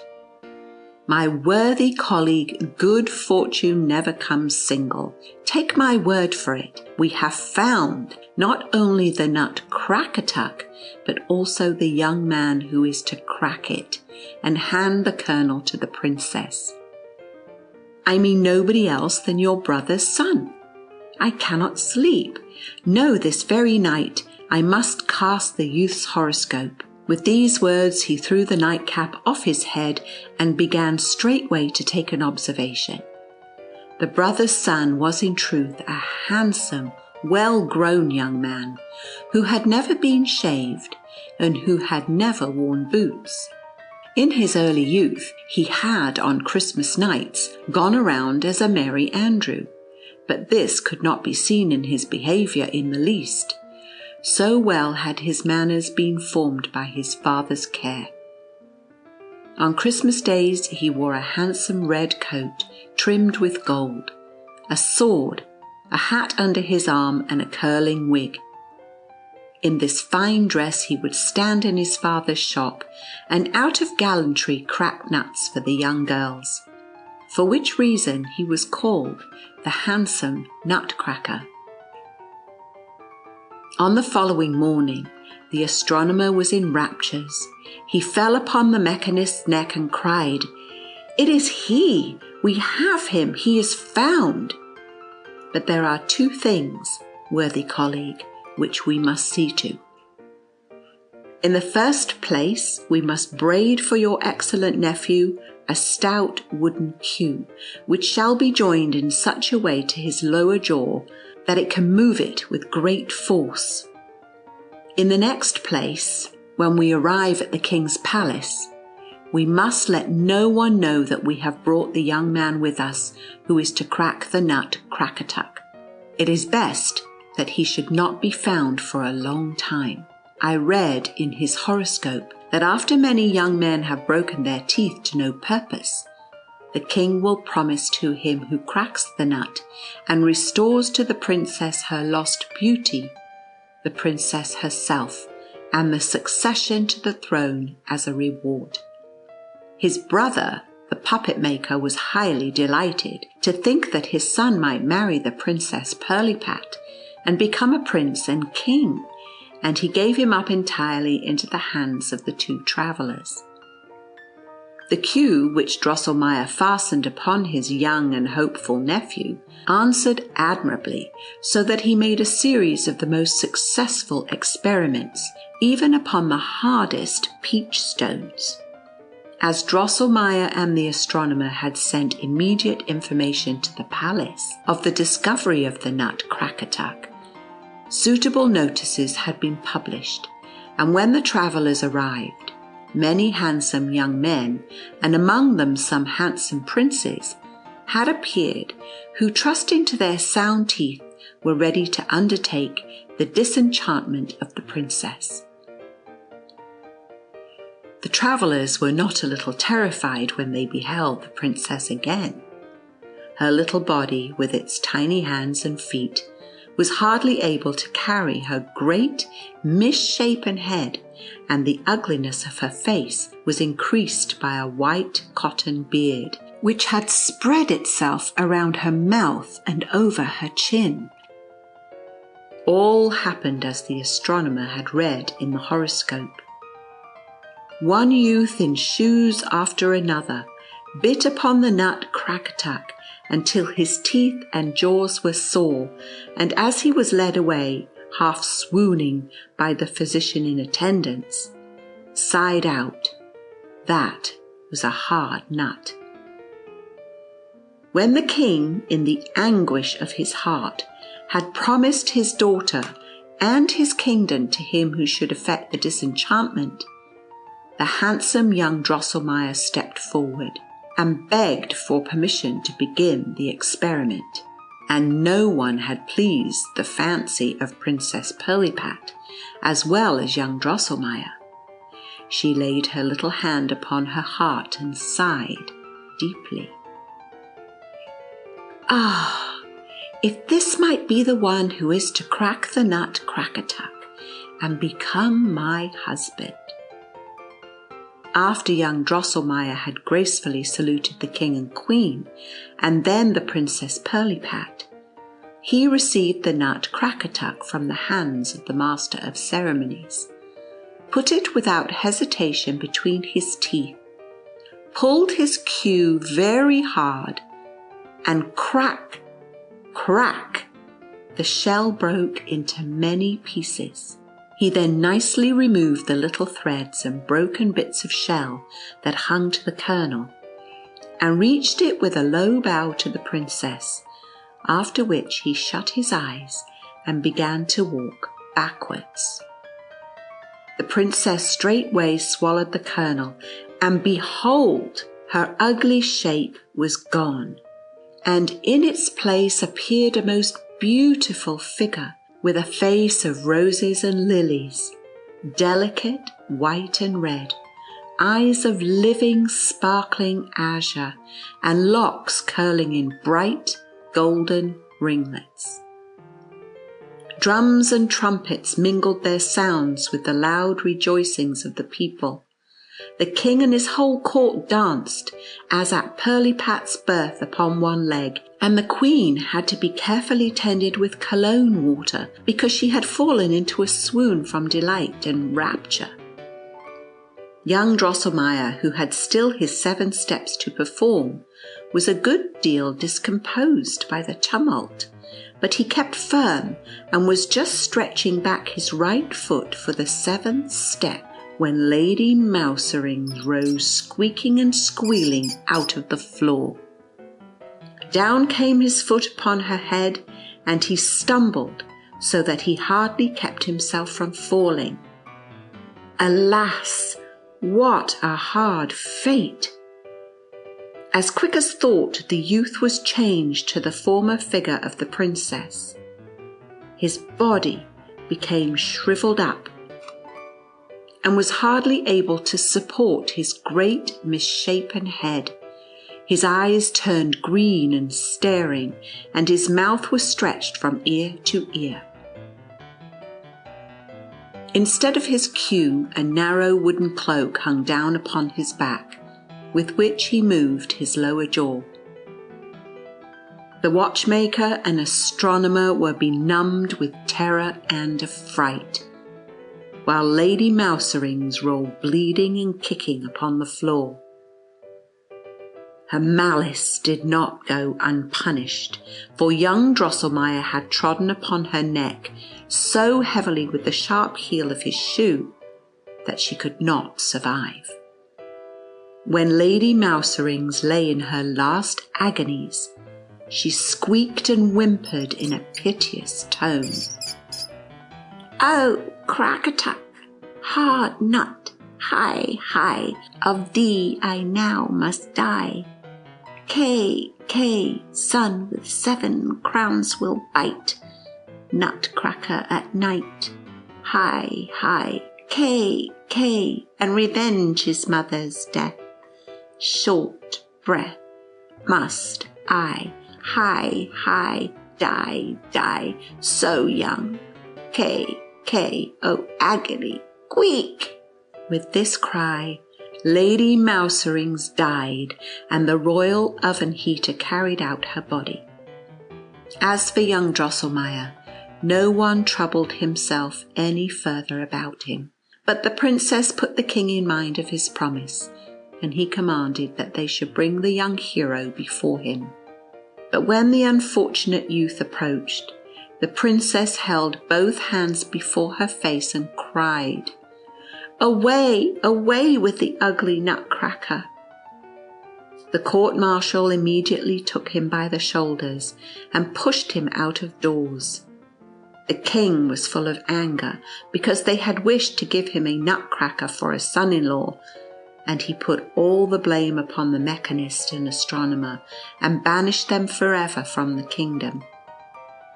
This did not stand in the horoscope which the astronomer had set up at Nuremberg, but he did not allow himself to be discouraged. He straightway took another observation and declared that he could read in the stars that young Drosselmeyer would conduct himself so well in his new station that in spite of his deformity he would yet become a prince and a king, and that his former beauty would return as soon as the son of Lady Mouserings, who had been born with 7 heads, after the death of her 7 sons, had fallen by his hand, and a maiden had loved him, notwithstanding his ugly shape. And they say that young Drosselmeyer has actually been seen about Christmas time in his father's shop at Nuremberg, as a Nutcracker, it is true, but at the same time as a prince. This, children, is the story of the hard nut, and you know now why people say so often, "That was a hard nut," and whence it comes that nutcrackers are so ugly. The counsellor thus concluded his narration. Maria thought that the Princess Pirlipat was an ill-natured, ungrateful thing, and Fred declared that if Nutcracker were anything of a man, he would not be long in settling matters with the Mouse King, and would get his old shape again very soon. Chapter 10. The Uncle and Nephew. If any one of my good readers has ever had the misfortune to cut himself with glass, he knows how it hurts and how long a time it takes to heal. Whenever Maria tried to get up, she felt very dizzy, and so it continued for a whole week, during which time she was obliged to remain in bed. but at last she became entirely well and could play about the chamber as merrily as ever. Everything in the glass case looked prettily, for the trees, flowers, and houses and beautiful puppets stood there as new and bright as ever. But best of all, Maria found her dear Nutcracker again. He stood on the second shelf and smiled upon her with a good, sound set of teeth. In the midst of all the pleasure which she felt in gazing at her favourite, a pang went through her heart when she thought that Godfather Drosselmeyer's story had been nothing else but the history of the Nutcracker and of his quarrel with Lady Mouserings and her son. She knew well enough that her Nutcracker could be none other than the young Drosselmeyer of Nuremberg, Godfather Drosselmeyer's agreeable, but now, alas, enchanted nephew. For that the skilful watchmaker at the court of Pirlipat's father was the Councillor Drosselmeyer himself. She did not doubt for an instant, even while he was telling the story. "But why was it that your uncle did not help you? Why did he not help you?" complained Maria, as it became clearer and clearer to her mind that in that battle which she saw, Nutcracker's crown and kingdom were at stake. Were not all the other puppets subject to him? And is it not plain that the prophecy of the astronomer has been fulfilled, and that young Drosselmeyer is prince and king of the puppets? While the shrewd Maria explained and arranged all this so well in her mind, she believed, since she had seen Nutcracker and his vassals in life and motion, that they actually did live and move. But that was not so. Everything in the glass case remained stiff and lifeless. Yet Maria, far from giving up her conviction, cast all the blame upon the magic of Lady Mouserings and her 7-headed son. "But if you are not able to move or to talk to me, dear Master Drosselmeyer," she said aloud to the Nutcracker, "yet I know well enough that you understand me and know what a good friend I am to you. You may depend upon my help, and I will beg of your uncle to bring his skill to your assistance whenever you have need of it." Nutcracker remained still and motionless, but it seemed to Maria as if a gentle sigh was breathed in the glass case, so that the panes trembled, scarce audibly indeed, but with a strange sweet tone. And a voice rang out like a little bell. "Maria, mine, I'll be thine, and thou mine. Maria, mine." Maria felt, in the cold shuddering that crept over her, a singular pleasure. Twilight had come on. The doctor, with Godfather Drosselmeyer, entered the sitting-room, and it was not long before Louise had arranged the tea-table, and all sat around, talking cheerfully of various things.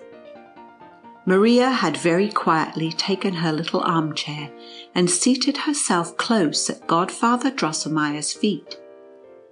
During a moment when they were all silent, she looked up with her large blue eyes in the counsellor's face and said, "I know, dear Godfather Drosselmeyer, that my Nutcracker is your nephew, the young Drosselmeyer of Nuremberg, and he has become a prince, or king rather, as your companion, the astronomer, foretold. All has turned out exactly so. You know now that he is at war with the son of Lady Mouserings, with the hateful Mouse King. Why do you not help him?" Maria then related the whole course of the battle, just as she had seen it, and was often interrupted by the loud laughter of her mother and Louise. Fred and Drosselmeyer only remained serious. "Where does the child get all this strange stuff in her head?" said the doctor. "She has a lively imagination, replied the mother. "In fact, they are nothing but dreams caused by her violent fever." "That story is not true," said Fred. "My red hussars are not such cowards as that. If I thought so, swords and daggers, I would make a stir among them." But Godfather Drosselmeyer, with a strange smile, took little Maria upon his lap and said in a softer tone than he was ever heard to speak in before, "Ah, dear Maria, more power is given to thee than to me or to the rest of us. Thou, like Pirlipat, art a princess born, for thou dost reign in a bright and beautiful kingdom. But thou hast much to suffer if thou wouldst take the part of the poor, misshapen Nutcracker. For the Mouse King watches for him at every hole and corner. I cannot. Thou alone canst rescue him. Be firm and true." Neither Maria nor anyone else knew what Drosselmeyer meant by these words, and they appeared so singular to Dr. Stahlbaum that he felt the counsellor's pulse and said, "Worthy friend, you have some violent congestion about the head. I will prescribe something for you." But the mother shook her head thoughtfully and spoke. "I feel what it is that the counsellor means, but I cannot express it in words." Chapter 11. The Victory. Not long after, Maria was awakened one moonlight night by a strange rattling that seemed to come out of a corner of the chamber. It sounded as if little stones were thrown and rolled about, and every now and then there was a terrible squeaking and squealing. "Ah, the mice are coming again," exclaimed Maria in a fright. And she was about to wake her mother, but her voice failed her, and she could stir neither hand nor foot, for she saw the Mouse King work his way out of a hole in the wall, then run, with sparkling eyes and crowns, around and around the chamber, when at last, with a desperate leap, he sprang upon the little table that stood close by her bed. "Hi, hi, hi, must give me thy sugar plums, thy gingerbread, little thing, or I will bite thy Nutcracker, thy Nutcracker." So squeaked the Mouse King, and snapped and grated hideously with his teeth, then sprang down again and away through the hole in the wall. Maria was so distressed by this occurrence that she looked very pale in the morning, and was scarcely able to say a word. 100 times she was going to inform her mother or Louise of what had happened, or at least tell Fred. But she thought, "No one will believe me, and I shall only be laughed at." This, at least, was very clear, that if she wished to save little Nutcracker, she must give up her sugar plums and her gingerbread. So in the evening she laid all that she had, and she had a great deal, down before the foot of the glass case. The next morning her mother said, "It is strange what brings the mice all at once into the sitting room. See, poor Maria, they have eaten up all your gingerbread." And so it was. The ravenous Mouse King had not found the sugar plums exactly to his taste, but he had gnawed them with his sharp teeth, so that they had to be thrown away. Maria did not grieve about her cake and sugar plums, for she was greatly delighted to think that she had saved little Nutcracker.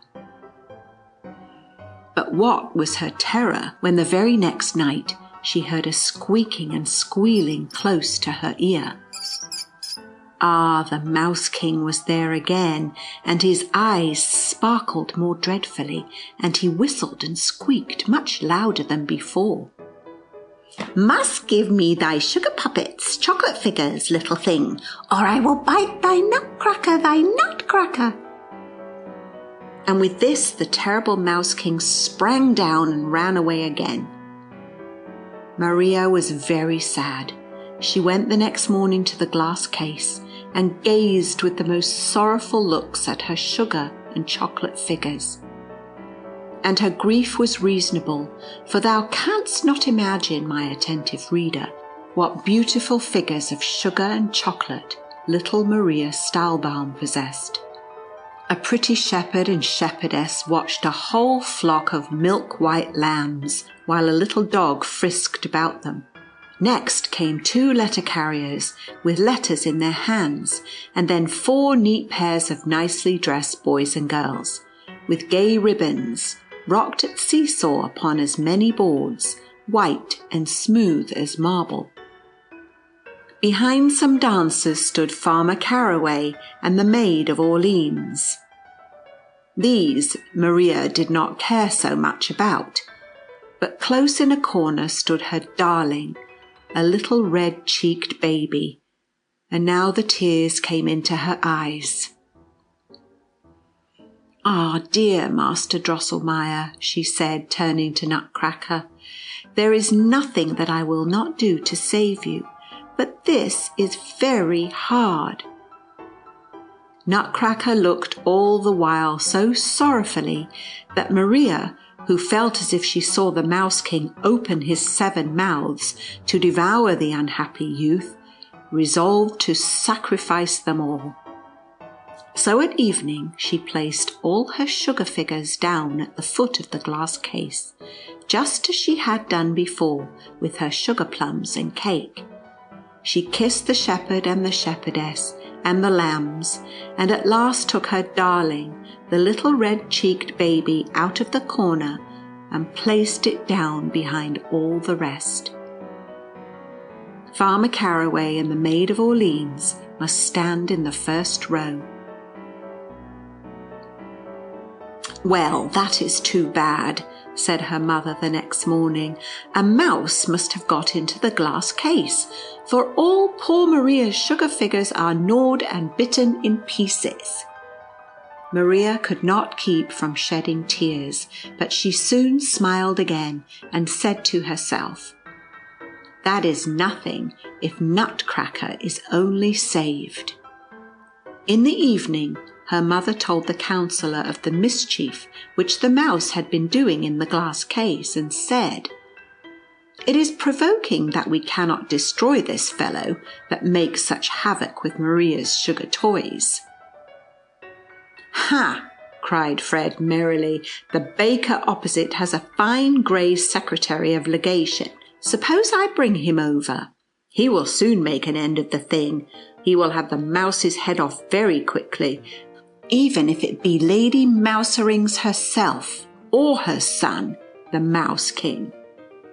"And jump about the tables and chairs," said his mother, laughing, "and throw down cups and saucers, and do all kinds of mischief." "Ah, no indeed," said Fred. "The baker's secretary of legation is a light, careful fellow. I wish I could walk on the roof of a house as well as he."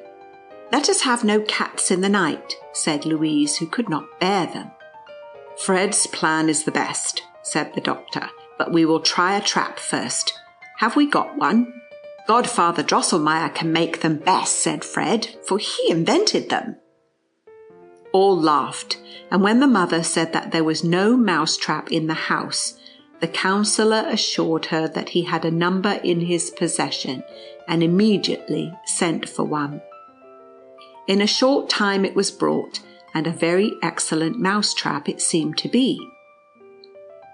The story of the hard nut now came vividly to the minds of the children. As the cook toasted the fat, Maria shook and trembled. Her head was full of the story and its wonders, and she said to her old friend Dora, "Ah, great Queen, take care of Lady Mouserings and her family." But Fred had drawn his sword and cried, "Let them come on, let them come on, I will scatter them." But all remained still and quiet under the hearth.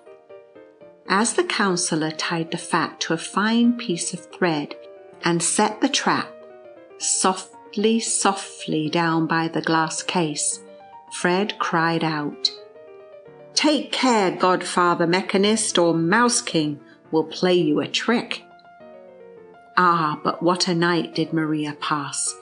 Something cold as ice tapped here and there against her arm and crept, rough and hideous, upon her cheek, and squeaked and squealed in her ear.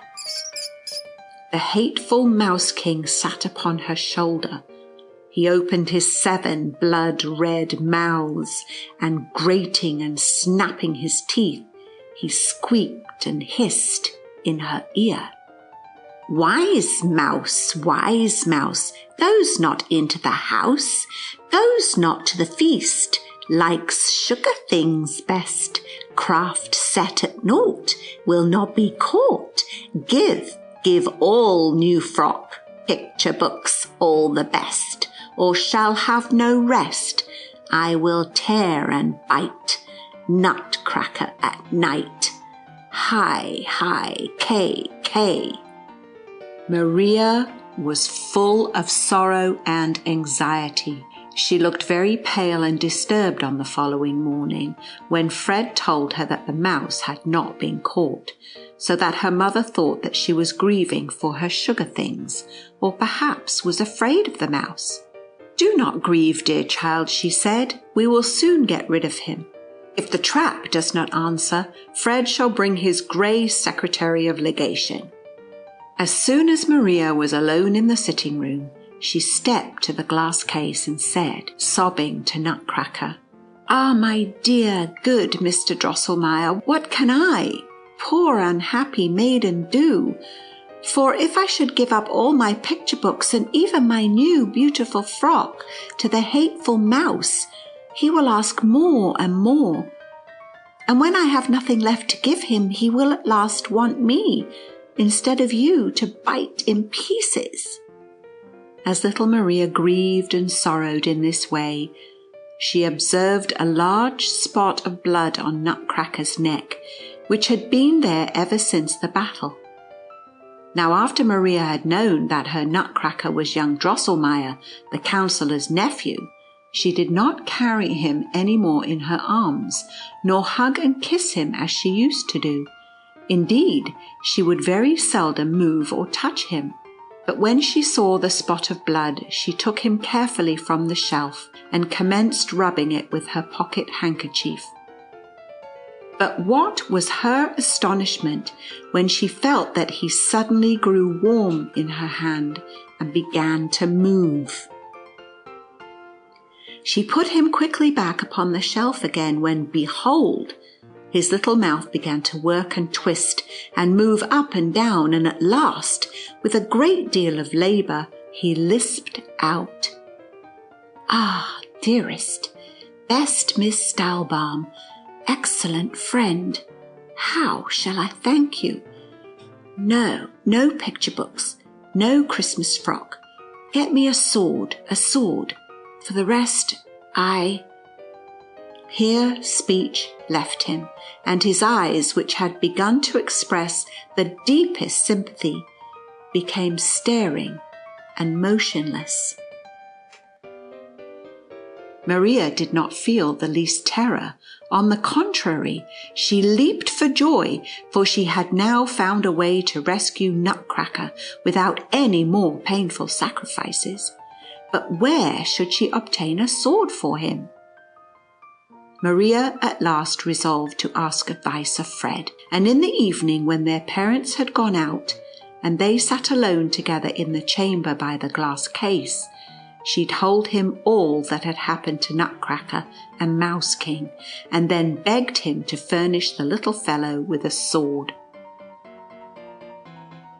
Upon no part of this narration did Fred reflect so long and so earnestly as upon the poor account which she gave him of the bravery of his hussars.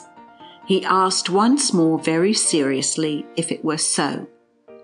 Maria assured him of it upon her word, when Fred ran quickly to the glass case, addressed his hussars in a very moving speech, and then, as a punishment for their cowardice, cut their military badges from their caps and forbade them for a year to play the Hussars' Grand March. After this, he turned again to Maria and said, "As to a sword, I can easily supply the little fellow with one. I yesterday permitted an old colonel of the cuirassiers to retire upon a pension, and consequently he has no farther use for his fine, sharp sabre. The aforesaid colonel was living on the pension which Fred had allowed him in the farthest corner of the third shelf. He was brought out, his fine silver sabre taken from him and buckled about Nutcracker. Maria could scarcely get to sleep that night. She was so anxious and fearful. About midnight, it seemed to her as if she heard a strange rustling and rattling and slashing in the sitting room. All at once it went, "Quick! The Mouse King, the Mouse King!" cried Maria, and sprang in her fright out of bed. All was still, but presently she heard a gentle knocking at the door, and a soft voice was heard. "Worthiest, best, kindest Miss Stahlbaum, open the door without fear. Good tidings." Maria knew the voice of the young Drosselmeyer, so she threw her frock about her and opened the door. Little Nutcracker stood without with a bloody sword in his right hand and a wax taper in his left.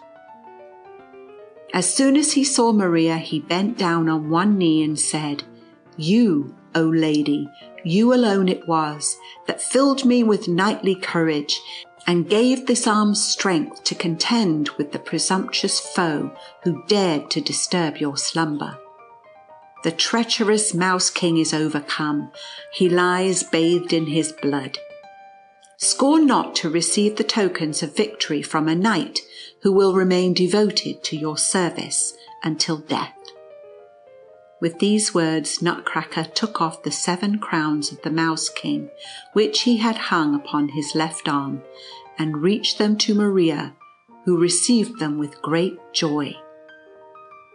Nutcracker then arose and said, "Best, kindest Miss Stahlbaum, you know not what beautiful things I could show you at this moment, while my enemy lies vanquished.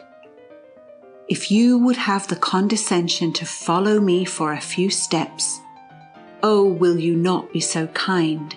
Will you not be so good? Best, kindest Miss Stahlbaum." Chapter 12. The Puppet Kingdom.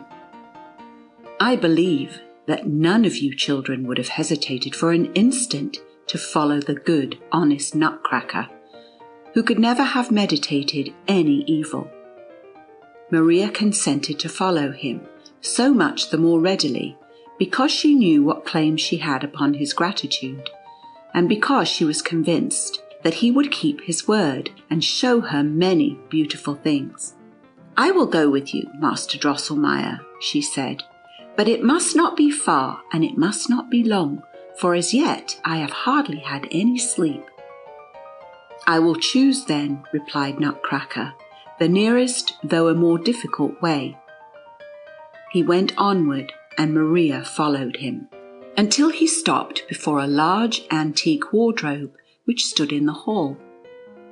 Maria perceived, to her astonishment, that the doors of this wardrobe, which were always kept locked, now stood wide open, so that she could see her father's fox-furred travelling coat, which hung in front. Nutcracker clambered very nimbly up by the carved figures and ornaments, until he could grasp the large tassel which hung down the back of the coat, and was fastened to it by a thick cord. As soon as Nutcracker pulled upon the tassel, a neat little stairs of cedarwood stretched down from the sleeve of the travelling coat to the floor. "Ascend, if you please, dearest miss," cried Nutcracker. Maria did so, but scarcely had she gone up the sleeve, scarcely had she seen her way out at the collar, when a dazzling light broke forth upon her, and all at once she stood upon a sweet-smelling meadow, surrounded by millions of sparks which darted up like flashing jewels. "We are now upon Candy Meadow," said Nutcracker, "but we will directly pass through yonder gate." When Maria looked up, she saw the beautiful gate, which stood a few steps before them upon the meadow.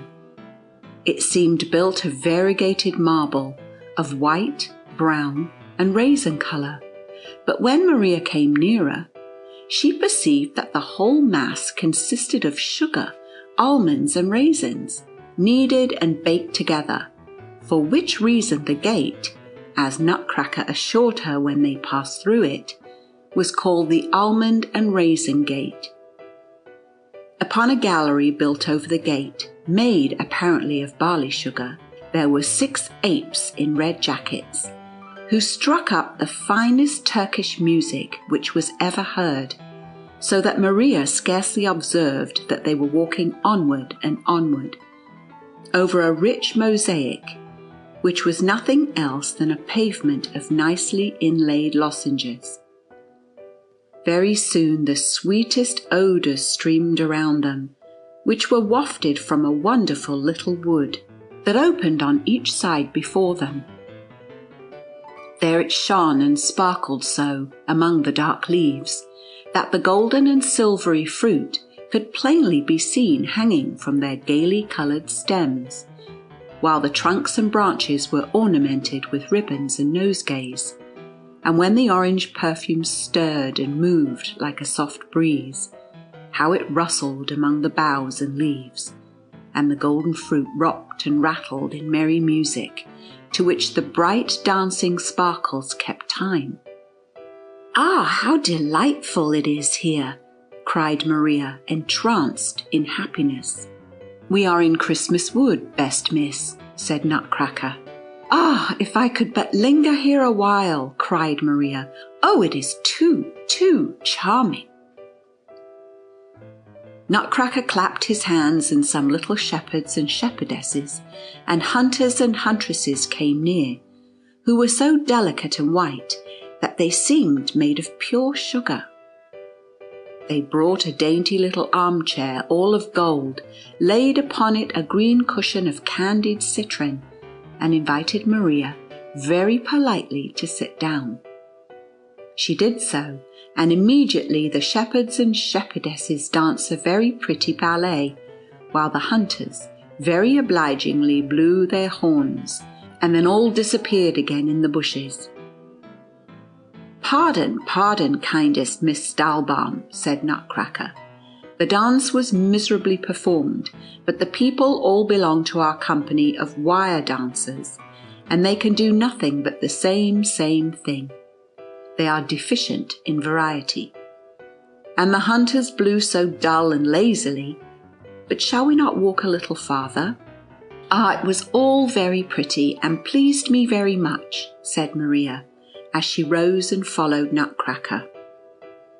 They now walked along by a soft rustling brook, out of which all the sweet perfume seemed to arise, which filled the whole wood. "This is the Orange Brook," said Nutcracker, "but its fine perfume excepted, it cannot compare, either in size or beauty, with Lemonade River, which like it empties into Orgeat Lake." In fact, Maria very soon heard a louder rustling and dashing, and then beheld the broad Lemonade River, which rolled in proud cream-coloured billows, between banks covered with bright green bushes. A refreshing coolness arose out of its noble waves. Not far off, a dark yellow stream dragged itself lazily along, but it gave forth a very sweet odour, and a great number of little children sat on the shore, angling for little fish, which they ate up as soon as caught. When Maria came nearer, she observed that these fish were shaped almost like peanuts. At a distance there was a very neat little village on the borders of this stream. Houses, churches, parsonages, barns were all dark brown, but many of the roofs were gilded, and some of the walls were painted so strangely that it seemed as if little sugar plums and bits of citron were stuck upon them. "This is Gingerbreadville," said Nutcracker, "which lies on Molasses River. Very pretty people live in it, but they are a little ill-tempered because they suffer a good deal from the toothache, and so we will not visit it." At this moment Maria observed a little town in which the houses were clear and transparent, and of different colours, which was a very pretty sight to look at. Nutcracker went straight forward towards it, and now Maria heard a busy, merry clatter, and saw 1,000 tiny little figures collected around some heavily laden wagons which had stopped in the market. These they unloaded, and what they took out looked like sheets of coloured paper and chocolate cakes. "We are now in Bonbon Town," said Nutcracker. "An importation has just arrived from Paperland and from King Chocolate. The poor people of Bonbon Town are often terribly threatened by the armies of Generals Fly and Gnat, for which reason they fortify their houses with stout materials from Paperland and throw up fortifications of the strong bulwarks, which King Chocolate sends to them. But worthiest Miss Stahlbaum, we will not visit all the little towns and villages of this land. To the capital! To the capital!" Nutcracker hastened forward, and Maria followed, full of curiosity. It was not long before a sweet odour of roses enveloped them, and everything around was touched with a soft, rose-coloured tint. Maria soon observed that this was the reflection of the red glancing lake, which rustled and danced before them with charming and melodious tones in little rosy waves. Beautiful silver-white swans with golden collars swam over the lake singing sweet tunes, while little diamond fish dipped up and down in the rosy water as if in the merriest dance. "Ah!" exclaimed Maria ardently, "this is then the lake which Godfather Drosselmeyer was once going to make for me, and I myself am the maiden who is to fondle and caress the dear swans." Nutcracker laughed in a scornful manner, such as Maria had never observed in him before, and then said, "Godfather Drosselmeyer can never make anything like this. You yourself, rather sweetest Miss Stahlbaum. But we will not trouble our heads about that. Let us sail across the Rose Lake to the capital." Chapter 13. The Capital. Nutcracker clapped his little hands together again. When the Rose Lake began to dash louder, the waves rolled higher, and Maria perceived a car of shells covered with bright, sparkling, gay-coloured jewels, moving toward them in the distance, drawn by 2 golden-scaled dolphins. 12 the loveliest little Moors, with caps and aprons braided of hummingbirds' feathers, leaped upon the shore and carried first Maria and then Nutcracker with a soft gliding step over the waves and placed them in the car, which straightway began to move across the lake. Ah, how delightful it was as Maria sailed along, with the rosy air and the rosy waves breathing and dashing around her. The 2 golden-scaled dolphins raised up their heads and spouted clear crystal streams out of their nostrils, high, high in the air, which fell down again in 1,000 quivering, flashing rainbows. And it seemed as if 2 small silver voices sang out, "Who sails upon the rosy lake? The little fairy, awake, awake, music and song, bim, bim, fishes, sim, sim, swans, tweet, tweet, birds, whiz, whiz, breezes, rustling, ringing, singing, blowing. A fairy o'er the waves is going, rosy billows murmuring, playing, dashing, cooling the air, roll along, along." But the singing of the falling fountains did not seem to please the 12 little Moors, who were seated up behind the car, for they shook their parasols so hard that the palm leaves of which they were made rattled and clattered, and they stamped with their feet in very strange time, and sang, "Clap and clip and clip and clap, backward and forward, up and down." "Moors are a merry folk," said Nutcracker, somewhat disturbed, "but they will make the whole lake rebellious."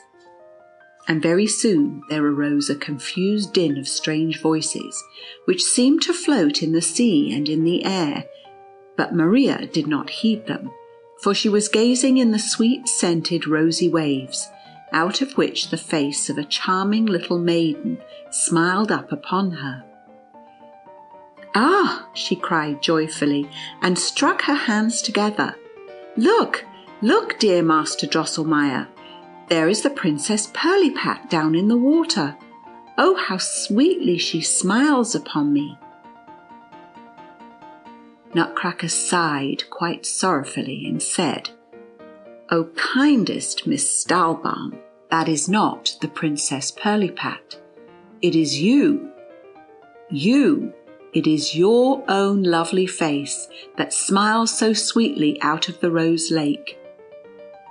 Upon this, Maria drew her head back very quickly, put her hands before her face, and blushed very much. At this moment she was lifted out of the car by the 12 Moors and carried to the shore. They now found themselves in a little thicket, which was perhaps more beautiful even than the Christmas wood. It was so bright and sparkling. What was most wonderful in it were the strange fruits that hung upon the trees, which were not only curiously coloured, but gave out also every kind of sweet odour. "We are in Sweetmeat Grove," said Nutcracker, "but yonder is the capital. And what a sight! How can I venture, children, to describe the beauty and splendour of the city, which now displayed itself to Maria's eyes upon the broad, flowery meadow before them? Not only did the walls and towers glitter with the gayest colours, but the style of the buildings was like nothing else that is to be found in the world. Instead of roofs, the houses had diadems set upon them, braided and twisted in the daintiest manner, and the towers were crowned with variegated trellis work and hung with festoons, the most beautiful that ever were seen. As they passed through the gate, which looked as if it were built of macaroons and candied fruits, silver soldiers presented arms, and a little man in a brocade dressing gown threw himself upon Nutcracker's neck with the words, "Welcome, best prince, welcome to Confectionville." Maria was not a little astonished to hear young Drosselmeyer called a prince by such a distinguished man. But she now heard such a hubbub of little voices, such a huzzahing and laughter, such a singing and playing, that she could think of nothing else, and turned to Nutcracker to ask him what it all meant. "Oh, worthiest Miss Stahlbaum, it is nothing uncommon. Confectionville is a populous and merry city, thus it goes here every day. Let us walk farther, if you please." They had only gone a few steps when they came to the great marketplace, which presented a wonderful sight. All the houses around were of sugared filigree work.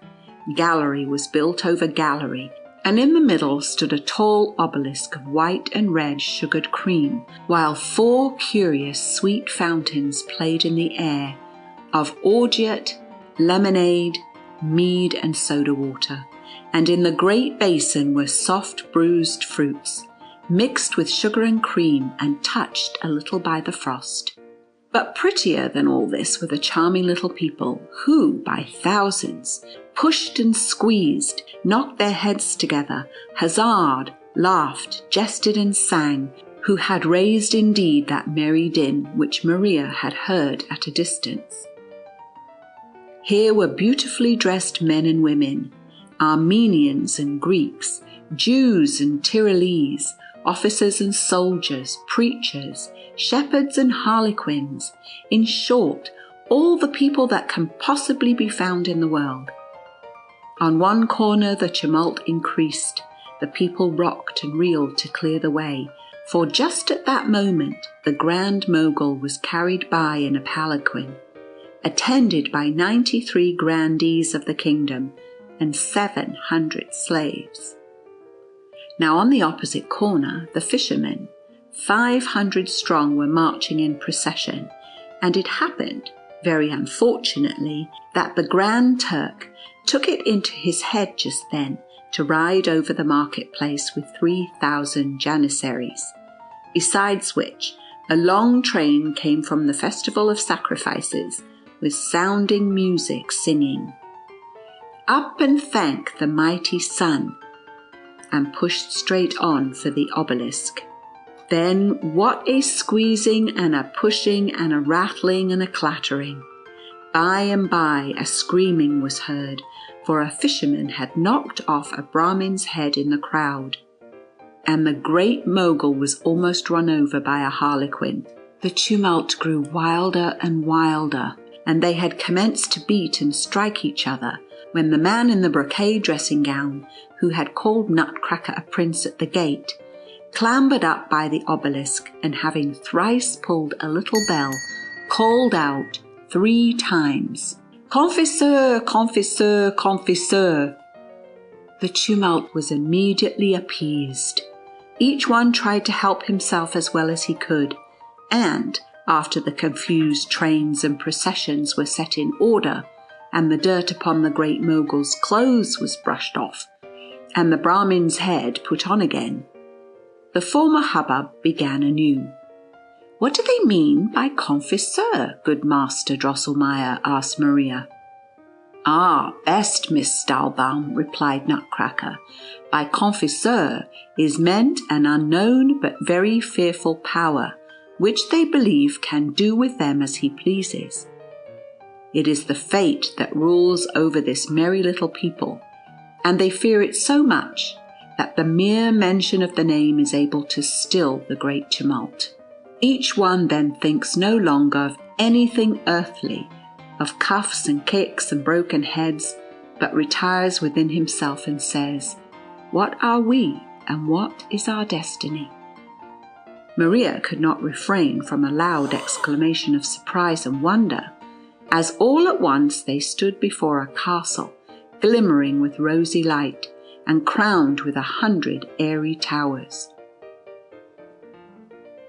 Beautiful nosegays of violets, narcissuses, tulips, and dahlias were hung about the walls, and their dark glowing colours only heightened the dazzling rose-tinted white ground upon which they were fastened. The large cupola of the centre building and the sloping roofs of the towers were spangled with 1,000 gold and silver stars. "We are now in front of Marchpane Castle," said Nutcracker. Maria was completely lost in admiration of this magic palace. Yet it did not escape her that one of the large towers was without a roof, while little men were moving around it upon a scaffolding of cinnamon, as if busied in repairing it. But before she had time to inquire about it, Nutcracker continued. "Not long ago, this beautiful castle was threatened with serious injury, if not with entire destruction.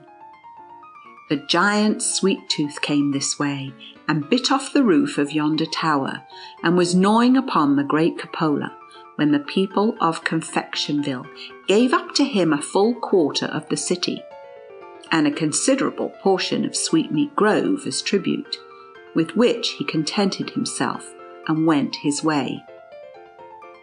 At this moment soft music was heard, the doors of the palace opened, and 12 little pages marched out with lighted cloves, which they carried in their hands like torches.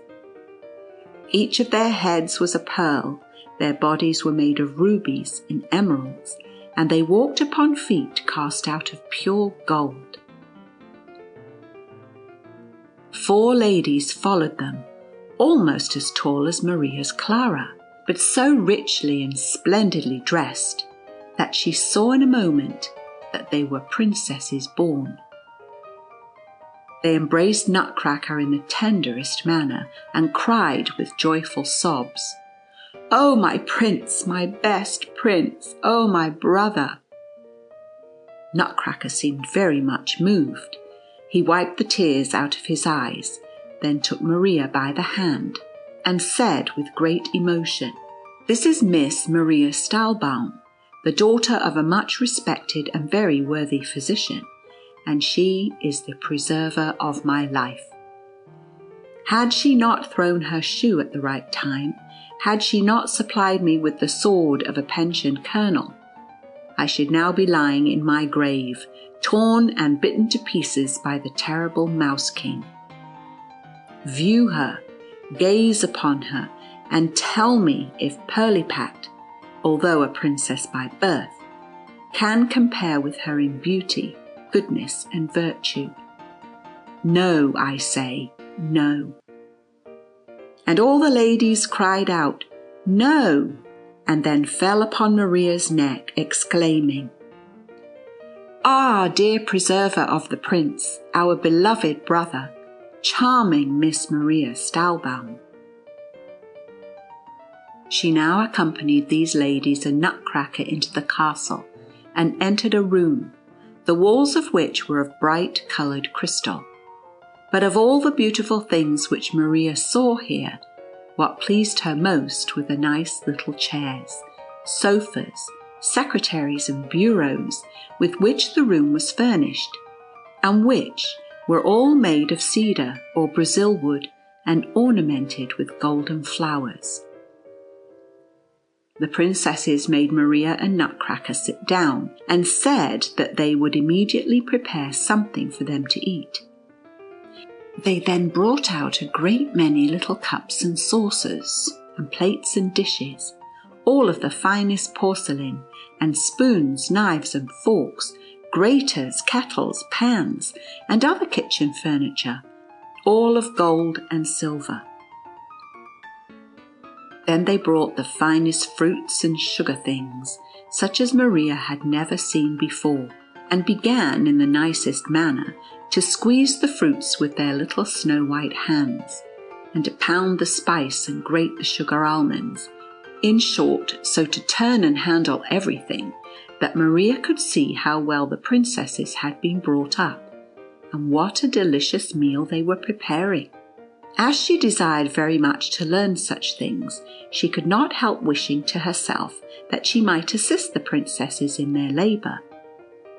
The most beautiful of Nutcracker's sisters, as if she had guessed Maria's secret thoughts, reached her a little golden mortar, saying, "O sweet friend, dear preserver of my brother, will you not pound a little of this sugar candy?" While Maria pounded in the mortar, Nutcracker began to give a full account of his adventures, of the dreadful battle between his army and that of the Mouse King, and how he had lost it by the cowardice of his troops, how the terrible Mouse King lay in wait to bite him in pieces, and how Maria, to preserve him, gave up many of his subjects who had entered her service, and all just as it had happened. During this narration, it seemed to Maria as if his words became less and less audible, and the pounding of her mortar also sounded more and more distant, until she could scarcely hear it. Presently, she saw a silver gauze before her in which the princesses, the pages, Nutcracker and herself too were all enveloped. A singular humming and rustling and singing was heard, which seemed to die away in the distance, and now Maria was raised up, as if upon mounting waves, higher and higher, higher and higher, higher and higher. Chapter 14. The Conclusion. Purr, puff it went. Maria fell down from an immeasurable height. That was a fall. But she opened her eyes, and there she lay upon her little bed. It was bright day, and her mother stood by her saying, "How can you sleep so long? Breakfast has been ready this great while."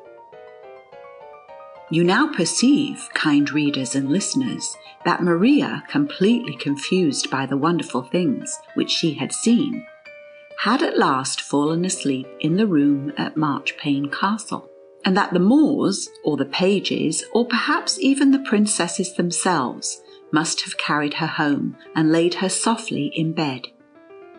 "Oh, mother, dear mother, you cannot think where young Master Drosselmeyer led me last night, and what beautiful things I have seen." And then she began, and told the whole almost as accurately as I have related it, while her mother listened in astonishment. When she had finished, her mother said, "You have had a long and very beautiful dream, but now drive it all out of your head." Maria insisted upon it that she had not dreamed, but had actually seen what she had related.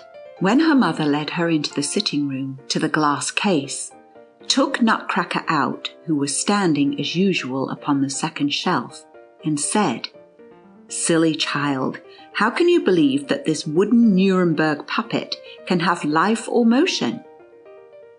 "But dear mother," replied Maria, "I know little Nutcracker is young Master Drosselmeyer of Nuremberg, Godfather Drosselmeyer's nephew." Then her father and mother both laughed very heartily. "Ah, dear father," said Maria, almost crying, "you should not laugh so at my Nutcracker. He has spoken very well of you.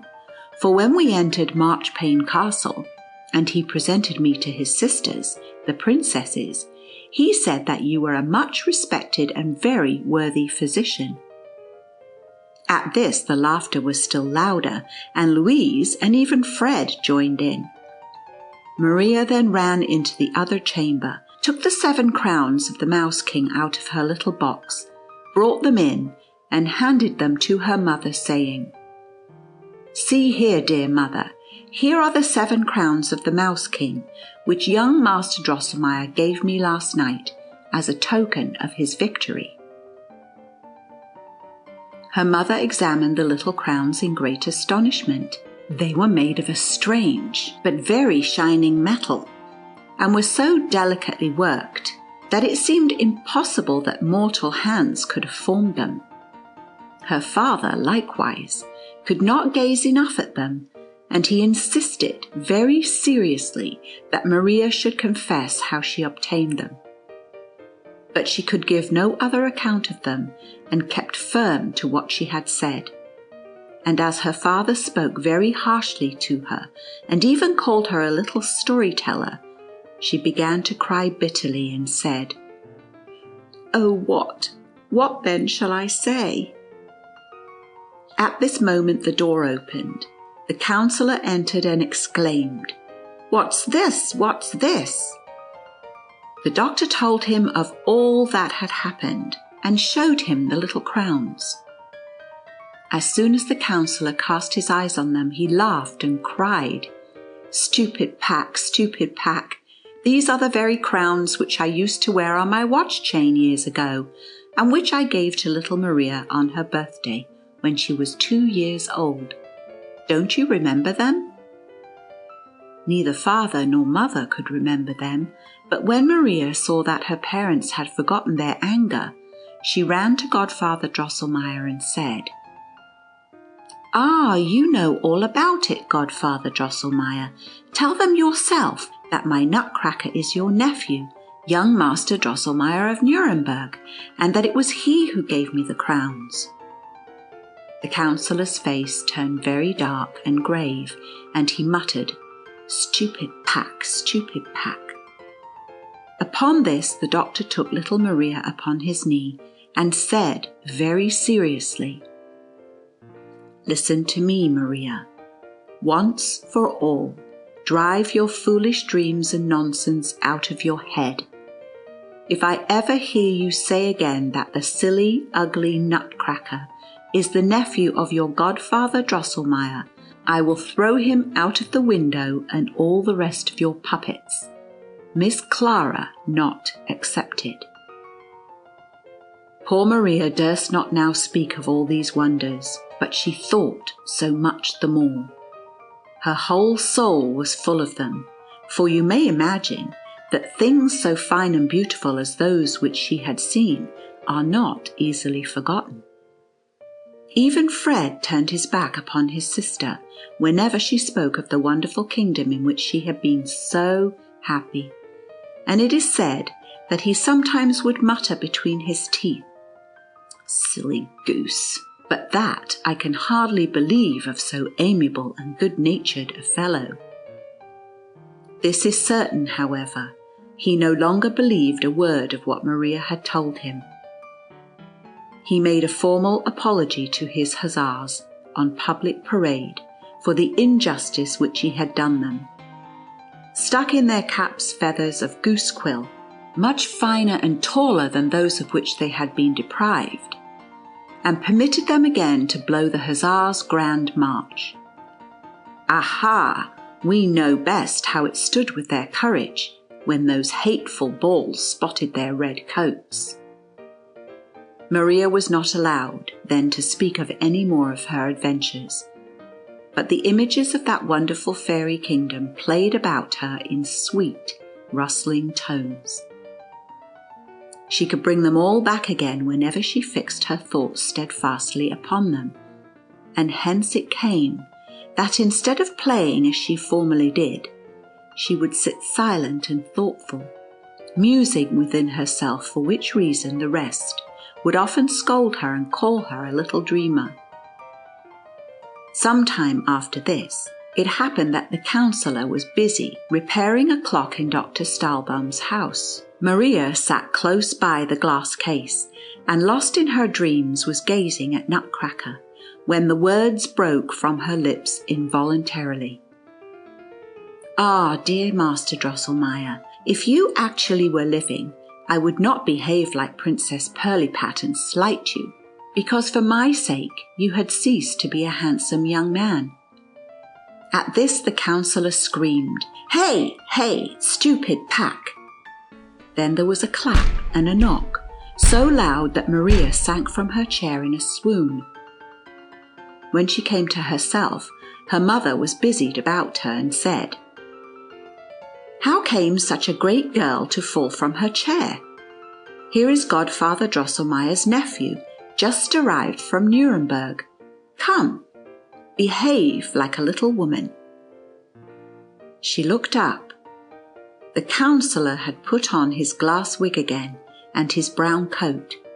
He was smiling very pleasantly, and he held by the hand a little but very well-shaped young man.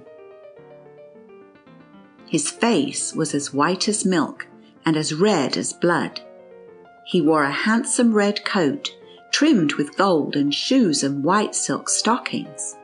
In his buttonhole was stuck a nosegay. His hair was nicely powdered and curled, and down his back there hung a magnificent queue. The sword by his side seemed to be made of nothing but jewels. It flashed and sparkled so brightly, and the little hat which he carried under his arm looked as if it were overlaid with soft silken flakes. It very soon appeared how polite and well-bred the young man was, for he had brought Maria a great many handsome playthings. The nicest gingerbread, and the same sugar figures which the Mouse King had bitten to pieces. And for Fred, he had brought a splendid sabre. At table, the little fellow cracked nuts for the whole company. The hardest could not resist him. With the right hand he put them in his mouth. With the left he pulled hard upon his queue, and crack! The nut fell in pieces. Maria had turned very red when she first saw the handsome young man, and she became still redder when, after dinner, young Drosselmeyer invited her to go with him into the sitting room to the glass case. "Play prettily together, children. I have nothing against it, since all my clocks are going," cried the counsellor. Scarcely was Maria alone with young Drosselmeyer when he stooped upon one knee and said, "Oh, my very best Miss Stahlbaum, you see here at your feet the happy Drosselmeyer, whose life you saved on this very spot. You said most amiably that you would not slight me like the hateful Princess Pirlipat if I had become ugly for your sake. From that moment I ceased to be a miserable Nutcracker and resumed again my old, and, I hope, not disagreeable figure. Oh, excellent Miss Stahlbaum, make me happy with your dear hand, share with me crown and kingdom, rule with me in Marchpane Castle, for there I am still king." Maria raised the youth and said softly, "Dear Master Drosselmeyer, you are a kind, good-natured young man, and, since you rule in such a charming land among such pretty, merry people, I will be your bride." With this, Maria immediately became Drosselmeyer's betrothed bride. After a year and a day he came, as I have heard, and carried her away in a golden chariot, drawn by silver horses. There danced at the wedding 22,000 of the most splendid figures, adorned with pearls and diamonds, and Maria, it is said, is at this hour queen of a land where sparkling Christmas woods, transparent Marchpane castles, in short, where the most beautiful, the most wonderful things can be seen by those who will only have eyes for them. End of Nutcracker and Mouse King by E.T.A. Hoffmann.